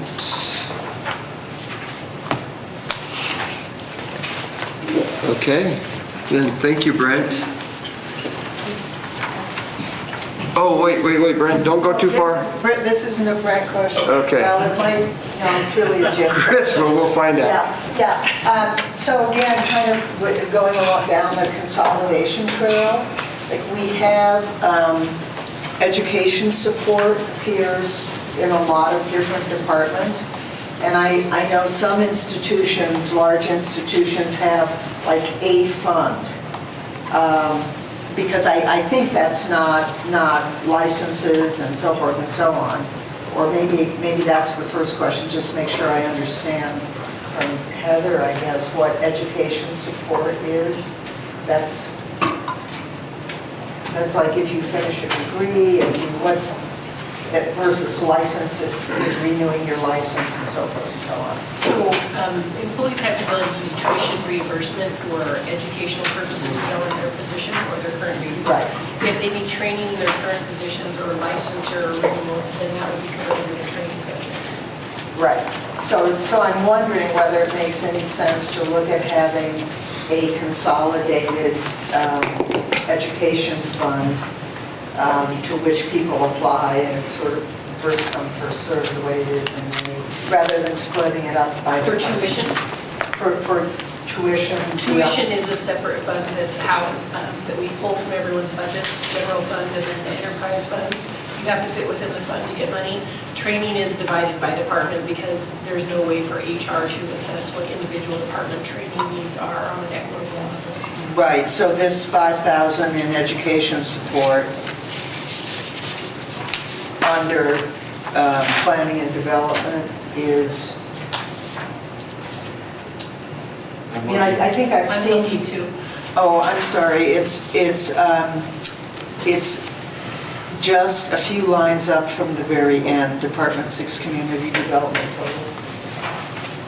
What's the line item number?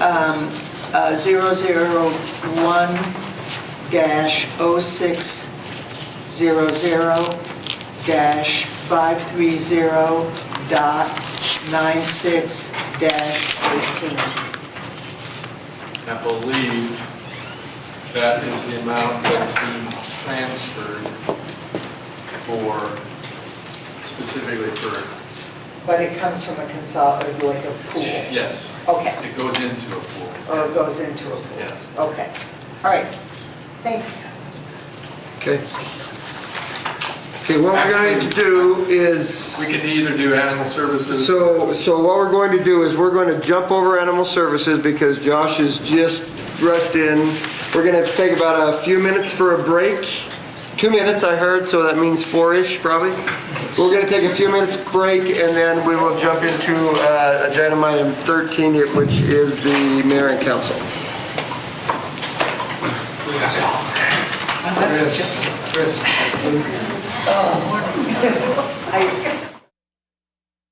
Back to order. Thank you very much for joining us after the break. We'll go ahead and jump agenda item 12 to 13. We'll come back to 12, so we'll go to agenda item 13, which is Mayor and City Council Department. Ann Nichols. Morning, Mayor and Council. Ann Nichols, Administrative Services Manager for the city. Jim, take it away. No, you take it away. You take it. So you can see the organization chart. You probably have some familiar elements up there related to your own part of the organization. And you can see, as Ann just indicated, she is the Administrative Services Manager. And that part of the organization is down towards the bottom part of this chart, which shows city clerk, deputy city clerk, public information officer, and department specialist, all included on that part of the organization chart. And then budget dollars, $942,534 budget proposal, which is $24,991 more than the current year's budget as revised, about a 2.7% increase. This is one of those departments where, because of some elements of variations in the number of hours worked by the people in the department, you can see that the number of authorized positions is 10.5 in 2016. 11.33 of those positions were filled, and then in going all the way over to 2020, just slightly more than the 11.5 that were authorized were filled on a part-time basis. And then think Ann would probably want to talk about service level changes or other major initiatives, which include this quote from Bannock County for mayoral runoff election. Yes, the increase in the budget is because of the potential for a mayoral runoff, which is required under our code. So we do have to budget for that. We do have to pay Bannock County, even though normally they take care of all election costs, but for a special runoff election, we have to pay the full amount. The cost that they have given us for an estimate is $48,400 to run a runoff election. So that's essentially what the increase in our budget is all about.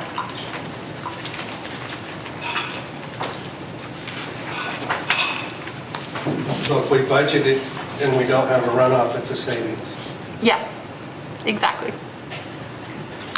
You remember, right, Council, a few years ago, we talked about putting that into a separate account so that we didn't have to budget it it didn't bounce up and down.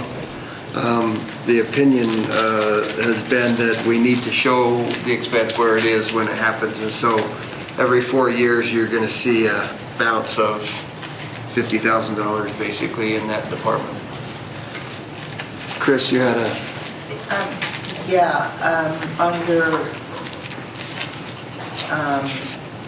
pay and benefits, no, well, I don't know, anyway, there's 001-0100-411-40 legal, and I'm just curious, literally, that's for outside legal services versus, because I know we do a lot of contracting of outside legal services under legal.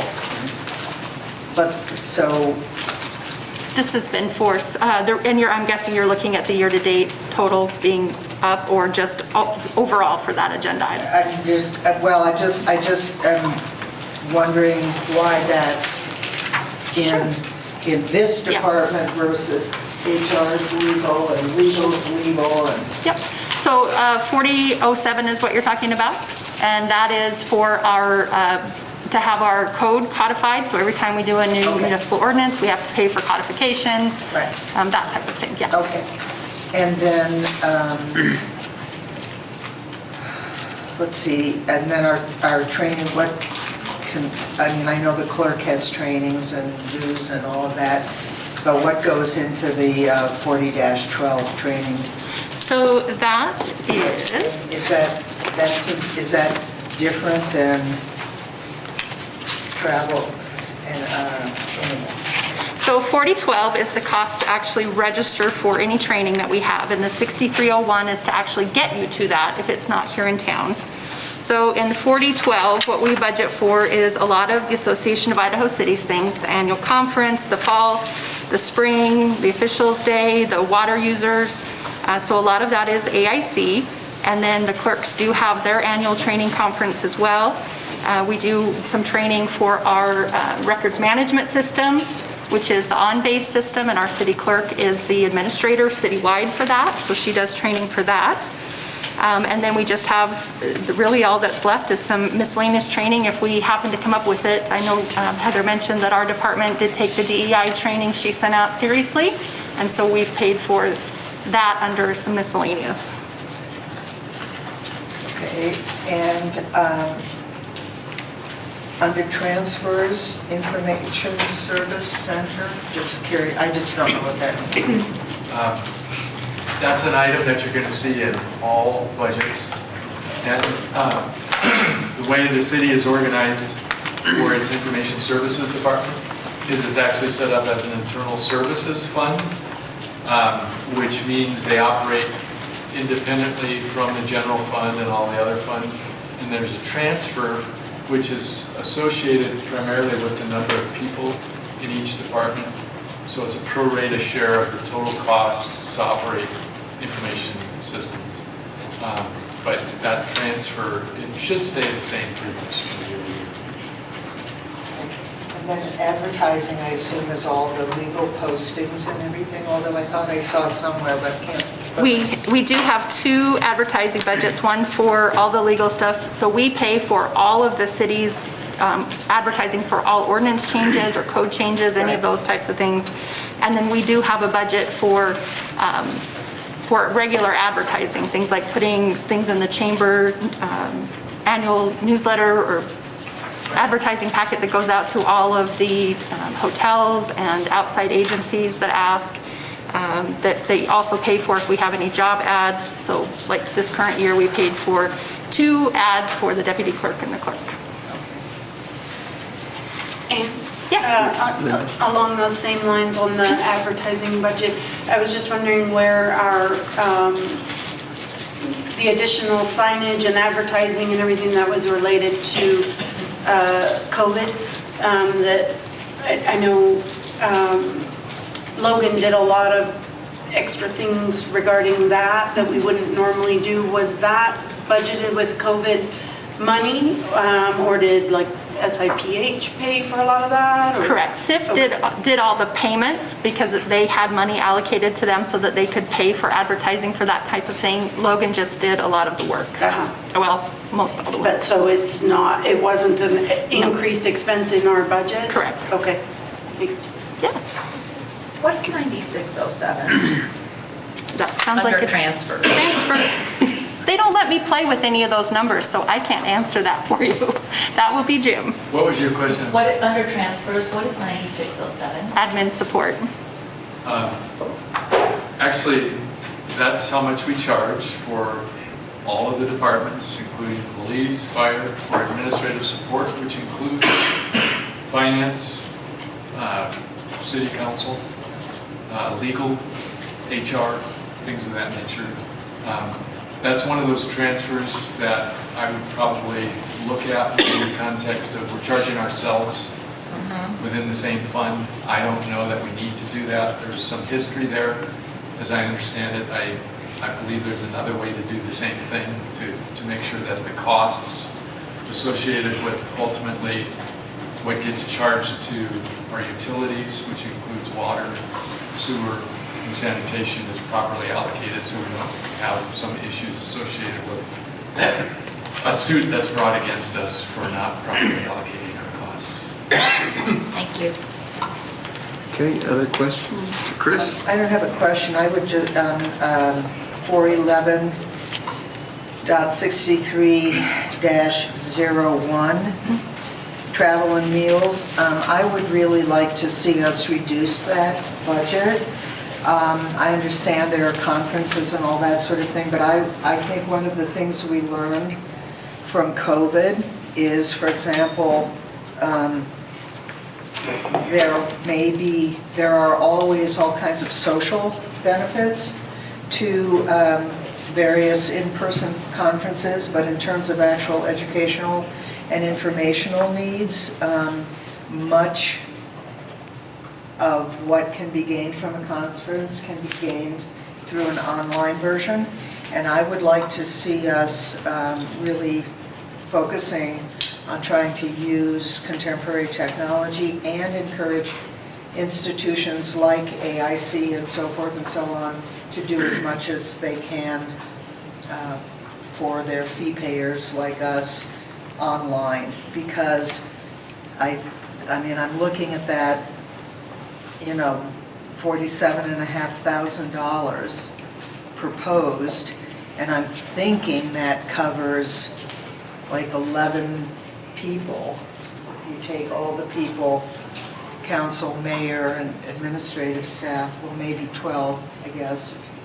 And so that just seems as though we ought to be able to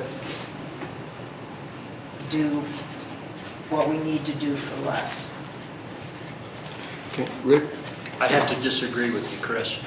Having attended the AIC conferences the last 3 years, last year was a bitter disappointment for me. I thought I learned much less, and I've learned a lot about city government and the management and how it works in attending those conferences.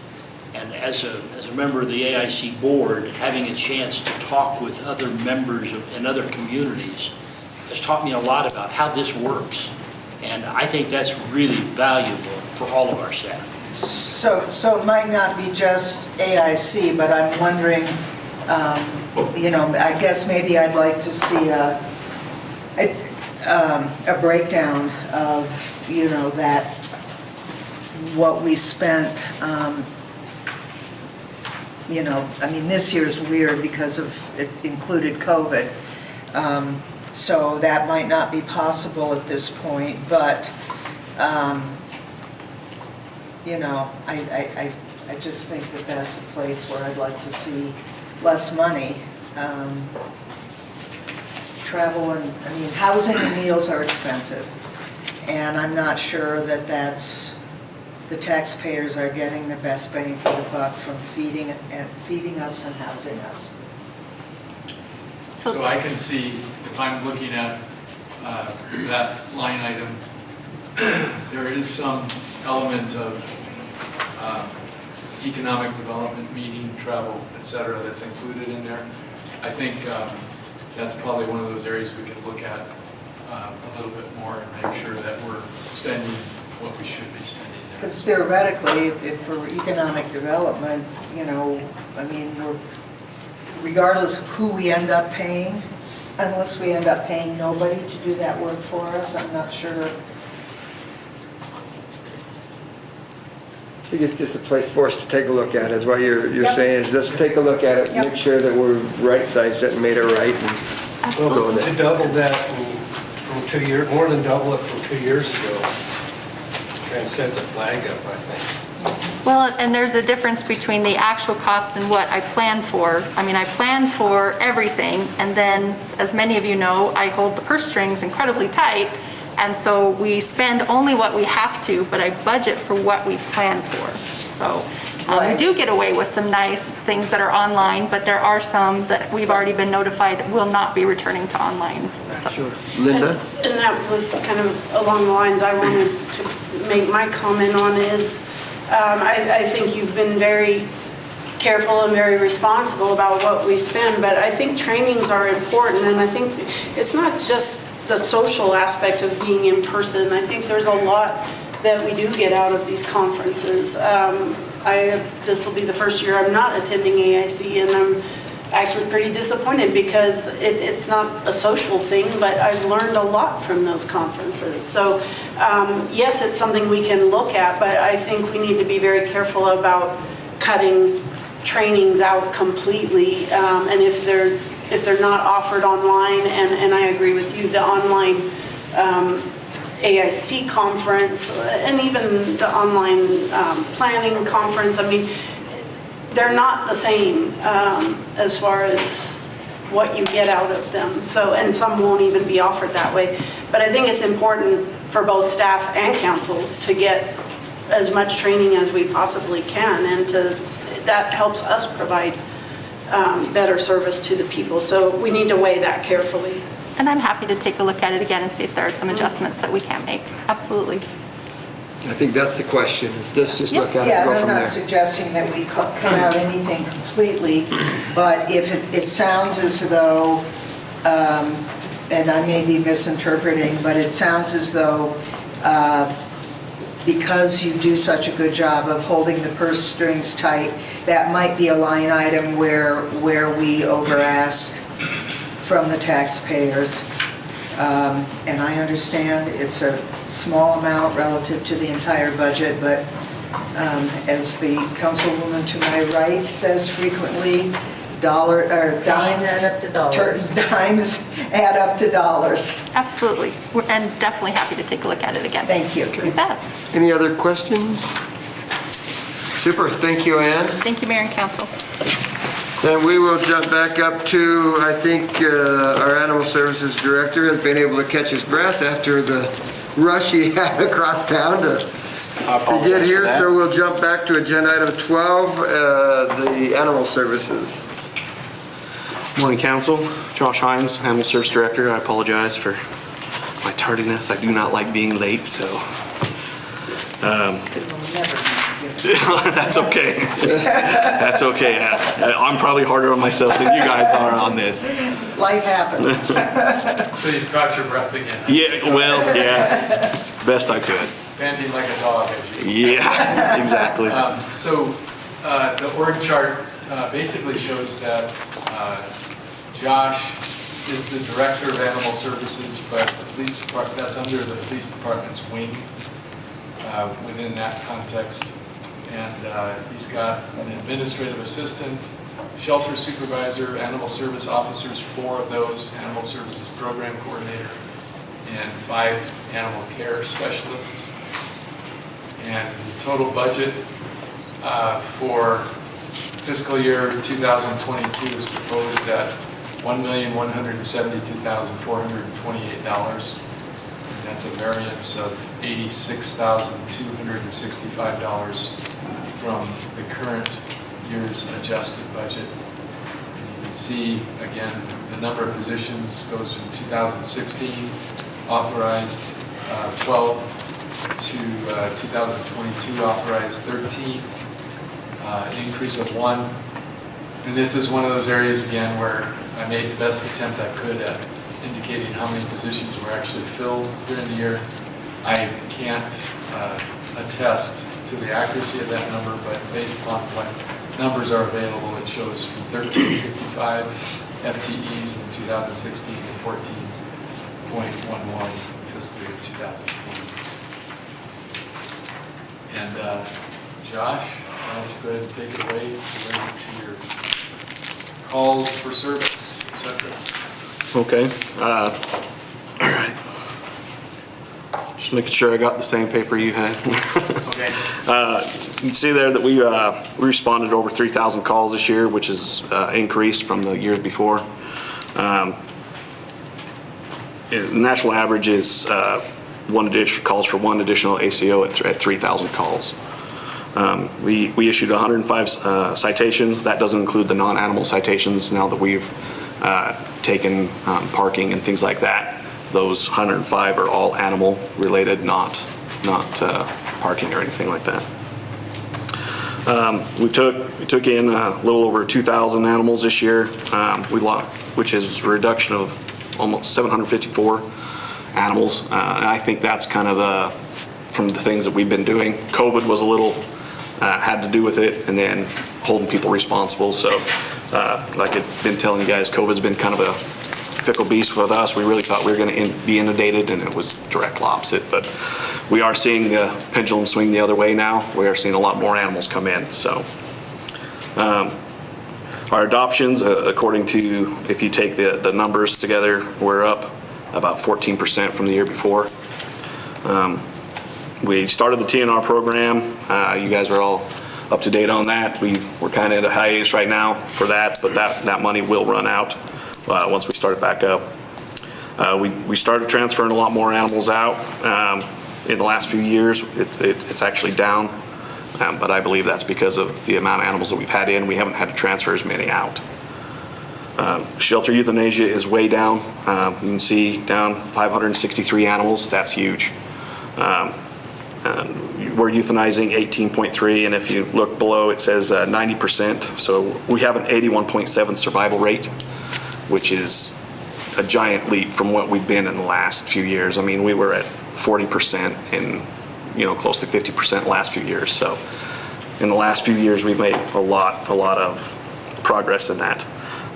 Volunteer hours were reduced, unfortunately, because of COVID. And we had to cancel a couple of our programs, running with the big dog and splash dance. Didn't we do running? We did this for this year, but last year we had to cancel it. But I was going to say. yeah, we did do it this year. But I was hallucinating. Do you believe that we could be in an environment where we're kind of put upon to do more euthanasia than some other cities? I mean, we're a mixture of agriculture and urban and all of that. I think we get a lot of people that try to save an animal by bringing it into the city thinking some tender-hearted soul will get it. It creates a subculture for the animals where they get diseases that we can't fix.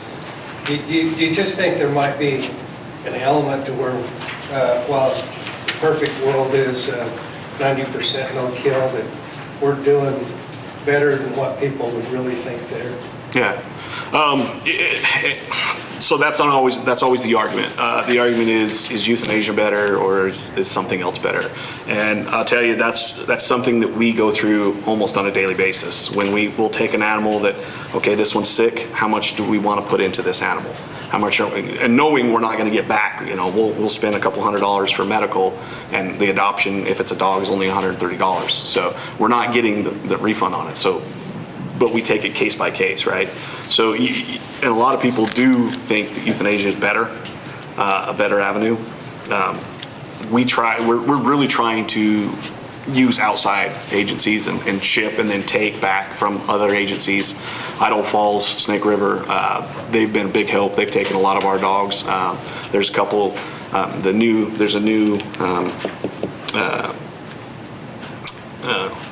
program in town. It's called A2A. They've taken some problem animals from us.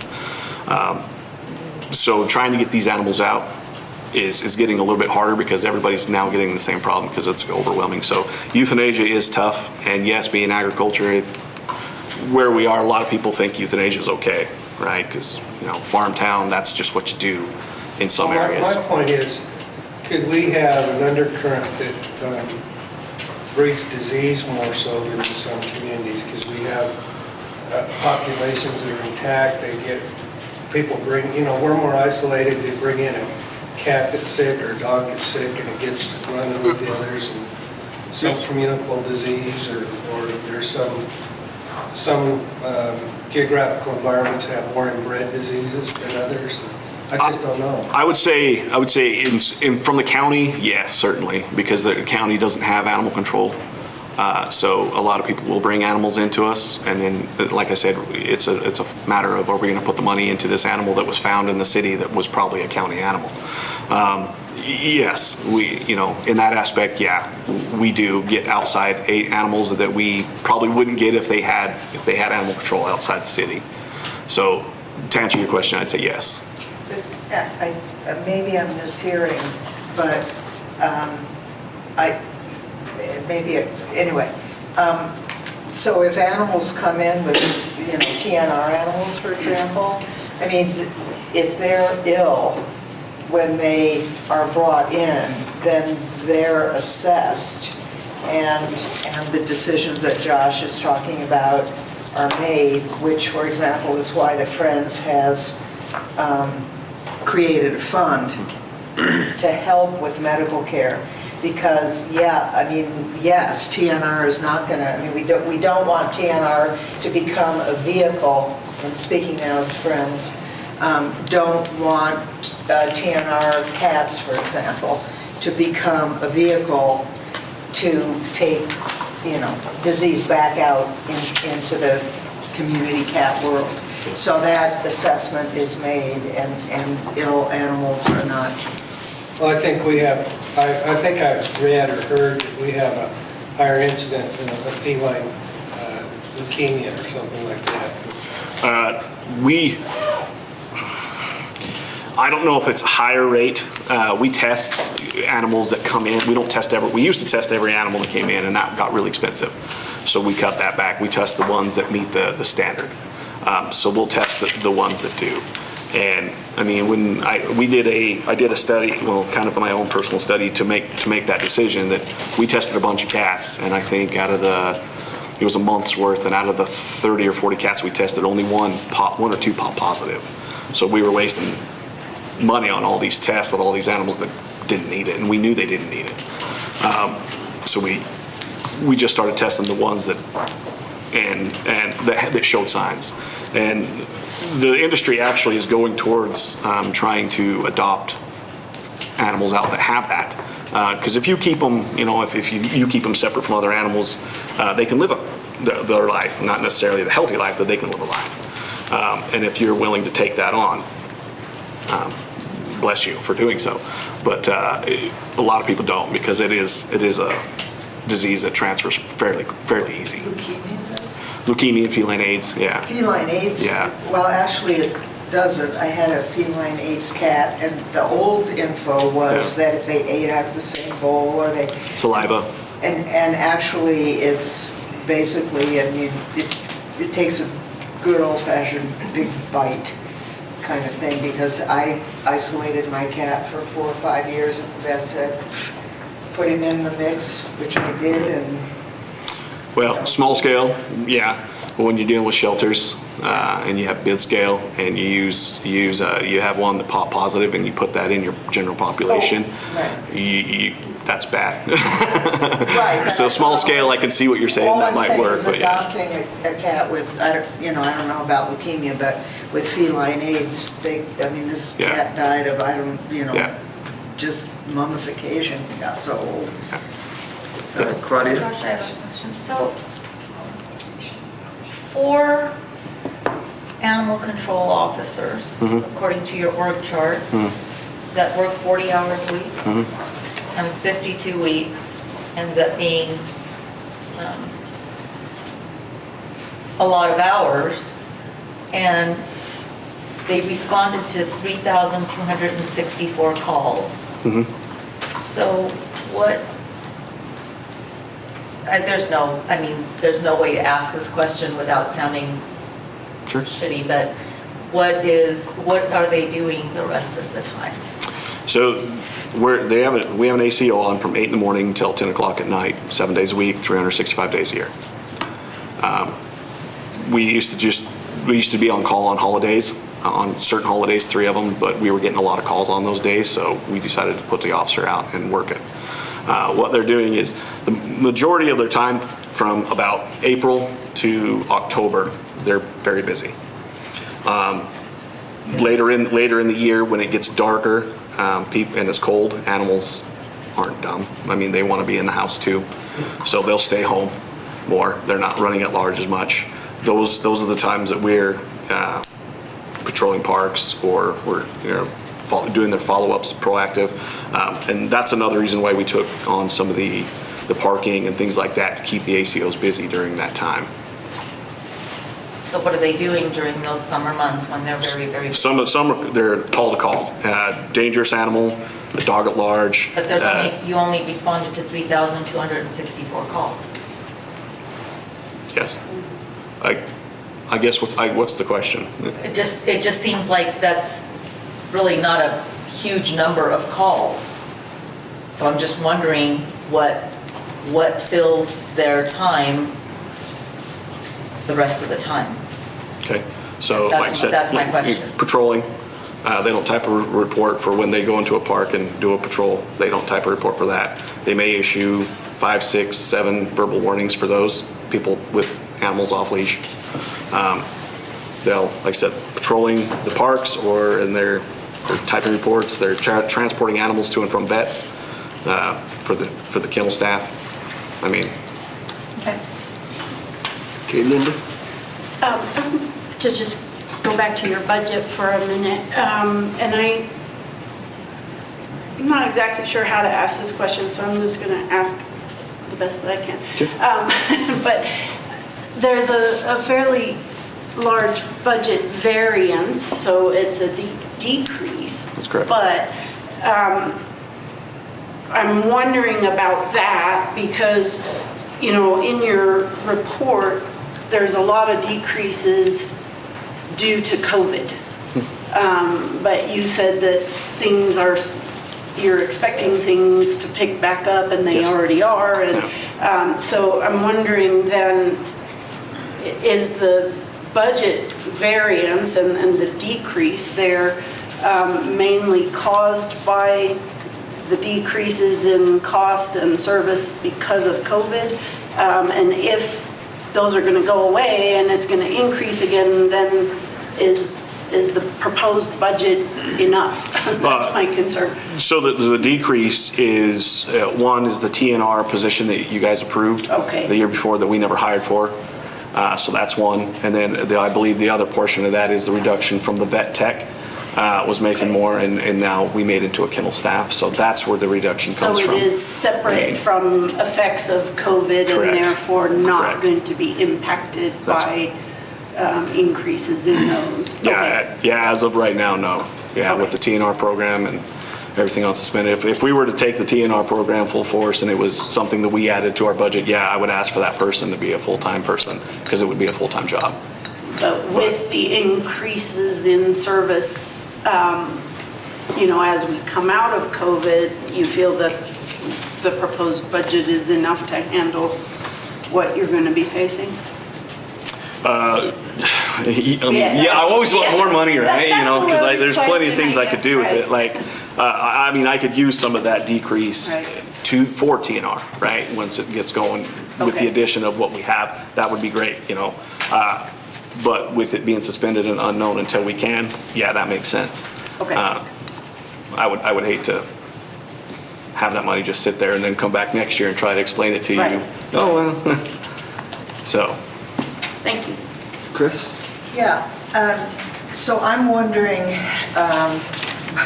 both from personal experience, but also about whether or not what it might cost and whether or not we would recover anything near what it would cost to get our licensing computerized. Online? Well, not only that, but somehow keeping track of who has licenses so that they actually get renewed.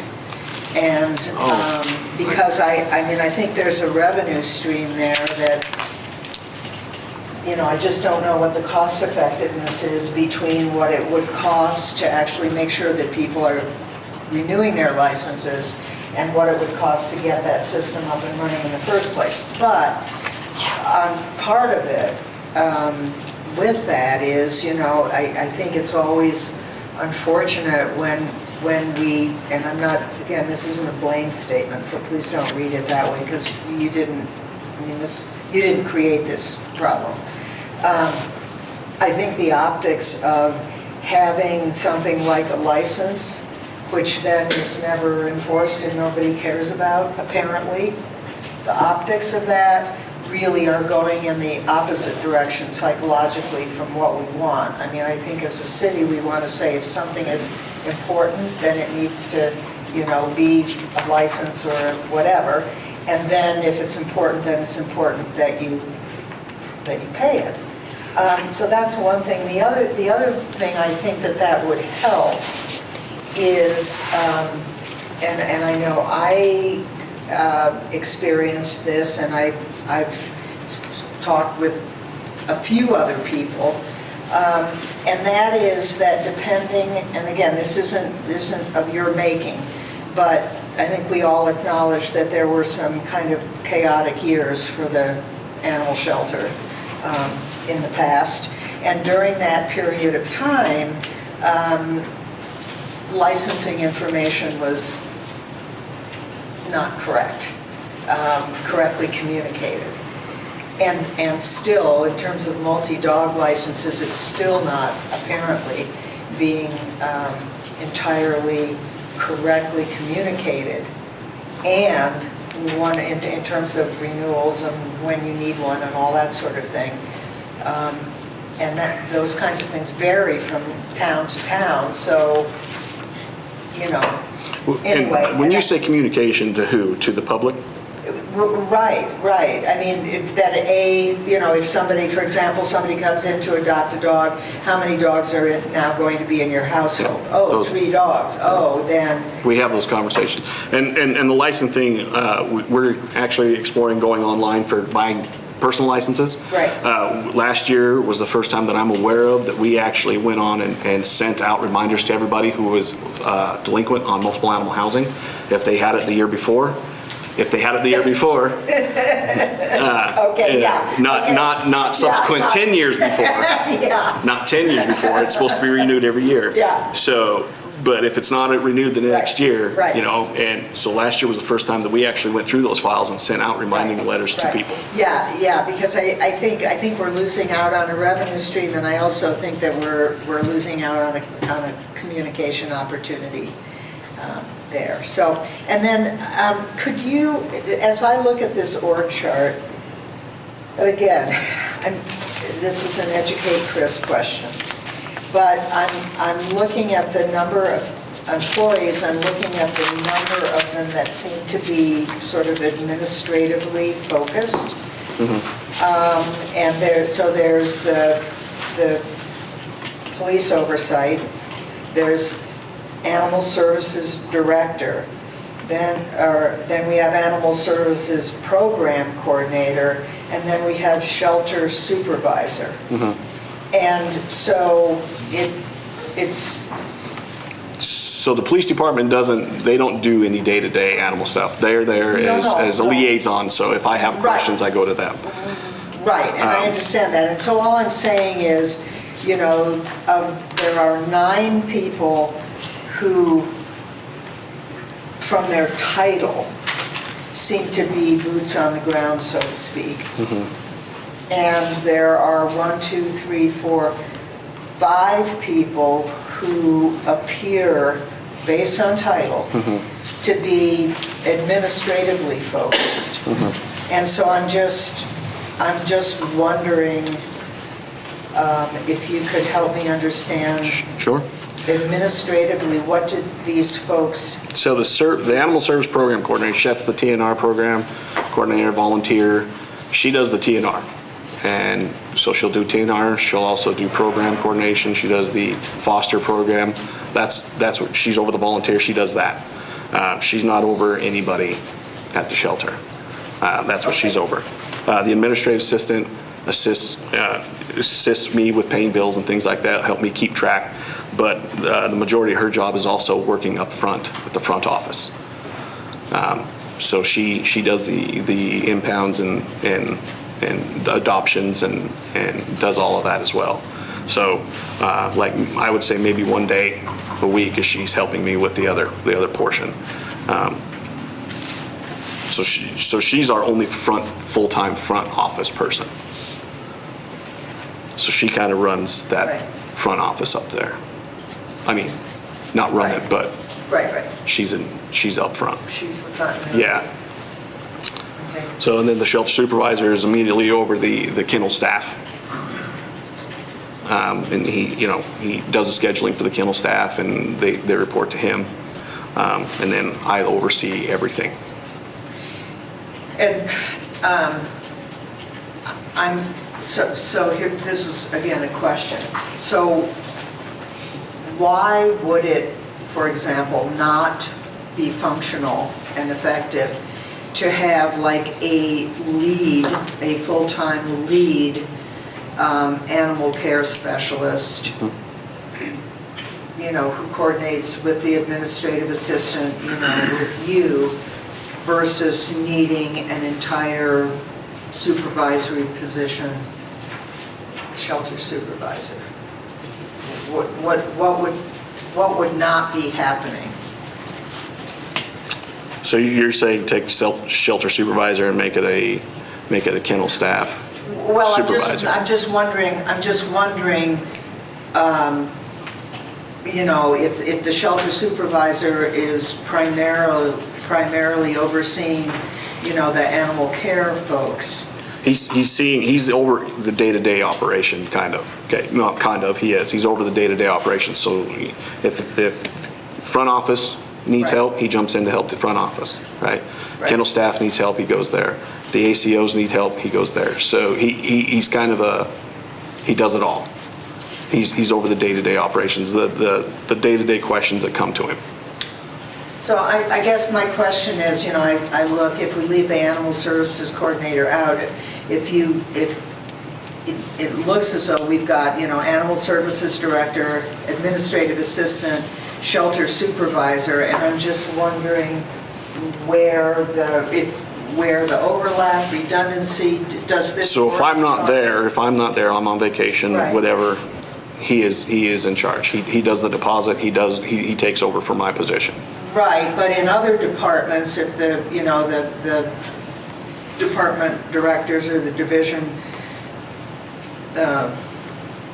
directors, not the correct phrase, but whatever, you know, those folks go on vacations as well, and somehow things continue. So I'm just wondering, I don't know, I'm not saying yay or nay, I'm thinking it might be a place to look and see if we actually have the best organizational structure and the most effective delineation of job descriptions, that's all. Roger? One of the things that I want to try two conversations. One is the structure of the facility. The other is the administration of the dog licenses. Okay. I know that there is a history with the dog licenses to where people don't even feel like they need to buy them. That's correct. Because they didn't find it being a tool for them. And I wonder if we haven't made the shelter our focal point instead of the management of all pets in the city our focal point. Because our focal point should be for everybody who is a legitimate owner who can have dogs or even cats. I think they're licensed cats. Those who are licensed them need the support system behind them to know that when their animal is picked up, that there are records that can get them back to the owner. But without putting the licenses in a place that you can reference them easily. I know I've been around where there were conversations where they didn't even know where all the licenses they sold were stored. And I just think that there's a component for how we need to be meeting the public in general, not just what I would call orphaned animals. There is a dimension where we need to find animals that have responsible owners and be managing them as well, and be there for them. It doesn't need to just be an adoption agency. It needs to be an animal health and wellness facility that helps our whole community. And that's just a comment I have with that regard, because I think the more animals that we license and the legitimacy for licensing that we provide, the more people will do it. So we buy enough for the city to purchase it, pretty much every animal owner to purchase a license. So we have a license to sell. We do keep everything stored in our system, Shelter Buddy. We get the licenses from all the surrounding people that sell them for us, the vets, the McKees, things like that, City Hall. We get those probably on a monthly or weekly basis, depending on how many we have, and we enter that into the system. So we do have a hub of where the licenses are going. They have numbers on them, and we have those destinations written out to where they, so say I take 1 to 1,000 to McKees, and we know that they've got those licenses. So if they haven't turned them in and somebody calls and found that, we would contact them and say, hey, we either need the license or we need this information on this particular license so we can find this owner. But as far as getting out there and being more public, yeah, sure, that's something that we can definitely do. My point is, we've got to be more proactive because we were so retroactive in the past with not managing the licenses, that we have a public perception that we have to overcome. And we need to be telling people that we're doing things differently, that if they are having their animal licensed, if they're getting them chipped, we have a really, really robust system that will support them. Yeah. And I don't think people have felt that in the past. And I think there's a revenue stream that we've neglected because we have not had good customer relationship.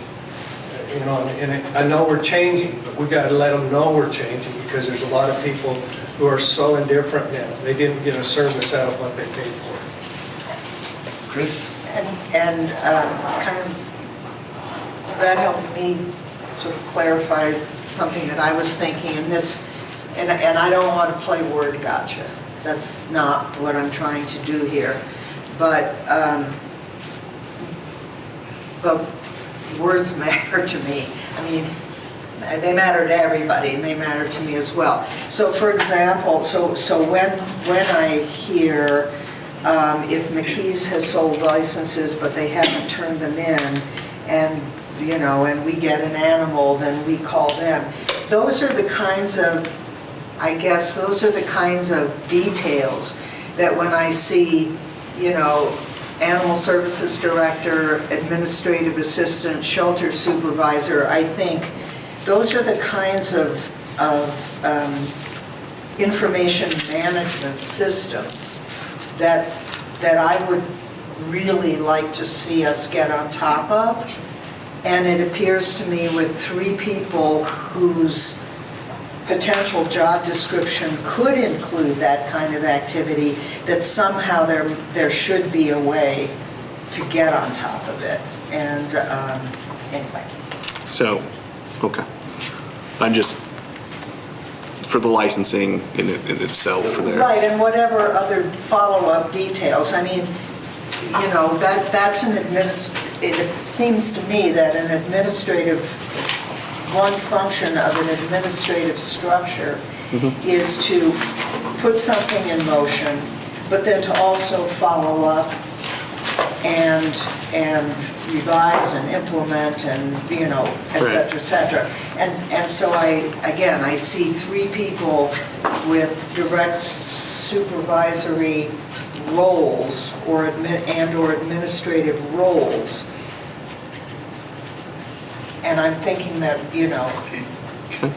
So better follow-up, yeah, definitely. Yeah, but I think licensing is a great place to start sure. because it's concrete, yeah. So Josh, how many licenses got sold last year? Do you have any idea? Not off the top of my head. I don't have the exact number of how many that we sold. They vary every year. Right. Just people moving in and out, or people how many they buy. I don't have that number exactly. I Can you can get look that in to number see. for us? Yeah, I can look in to see how many licenses we sold and find that Well, information. because what I'm wondering is how to, I mean, because, you know, we renew our licenses, Right.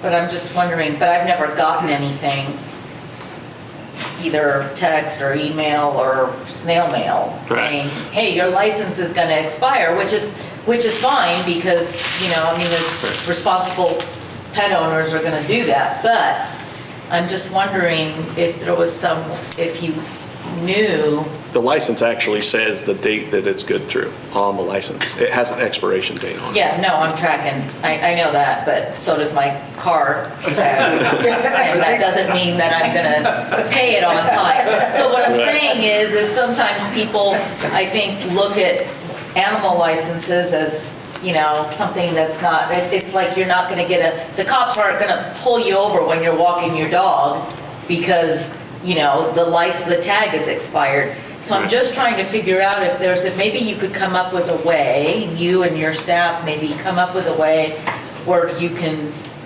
you know, kind of Create a group email. Or just like a reminder that you do need to, and I guess part of it is what he was saying, so that we can get that money coming in and all the animals are licensed and everybody's got an active rabies dealy bob. So every May, we do the licenses half off. And we put that out. We put it out. Yes. Licenses need to be renewed. We put it out. Yes. We let everybody know.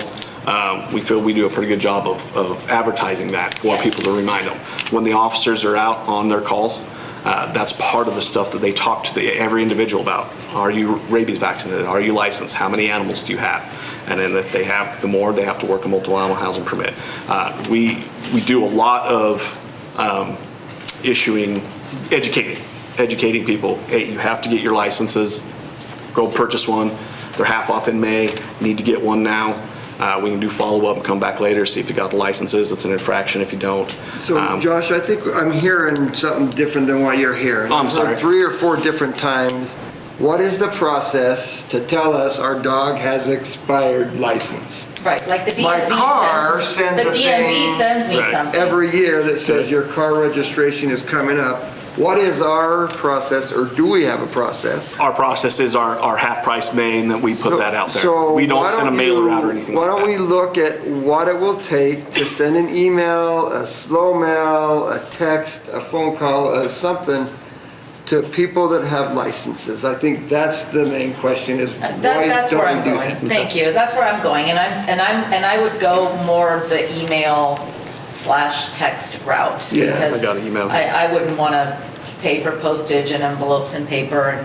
But if there's a database I mean, if you're inputting all those little pink papers into, well, I guess my copy's pink, whatever color your copy is. Yellow. But my pink paper, if you're inputting that into a database, then maybe one of the things I don't think that paper asks for an email. And I was literally just going to say, that's something we can change. We should add that. We can add, yeah. And then that's part of that database, and then you just hit, you go to MailChimp, and you can just send out a ginormous list of, to everybody and their brother saying, your license is expiring. This literally goes back to Chris's thing of computerized licensing. Right, and that's what I was going to say, I can create an email group, there must be, something comparable, MailChimp or something, there must be something out there that is effective and comparable that we could look into. And I think the sales that we did in the grocery stores and stuff like that, they're effective in terms of promoting the need for licenses, but that's where we really broke down in the transfer of the information.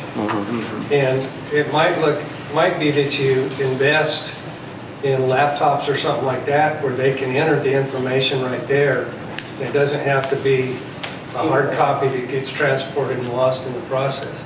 And there are ways to do things. I'm not trying to figure it out for you. But I think there are other avenues by which we can reach the public. Maybe we don't need to do paper anymore. So let's look at that, figure that out, and then we'll go from there. Any other questions for Josh? Okay, then with that, thank you, Josh.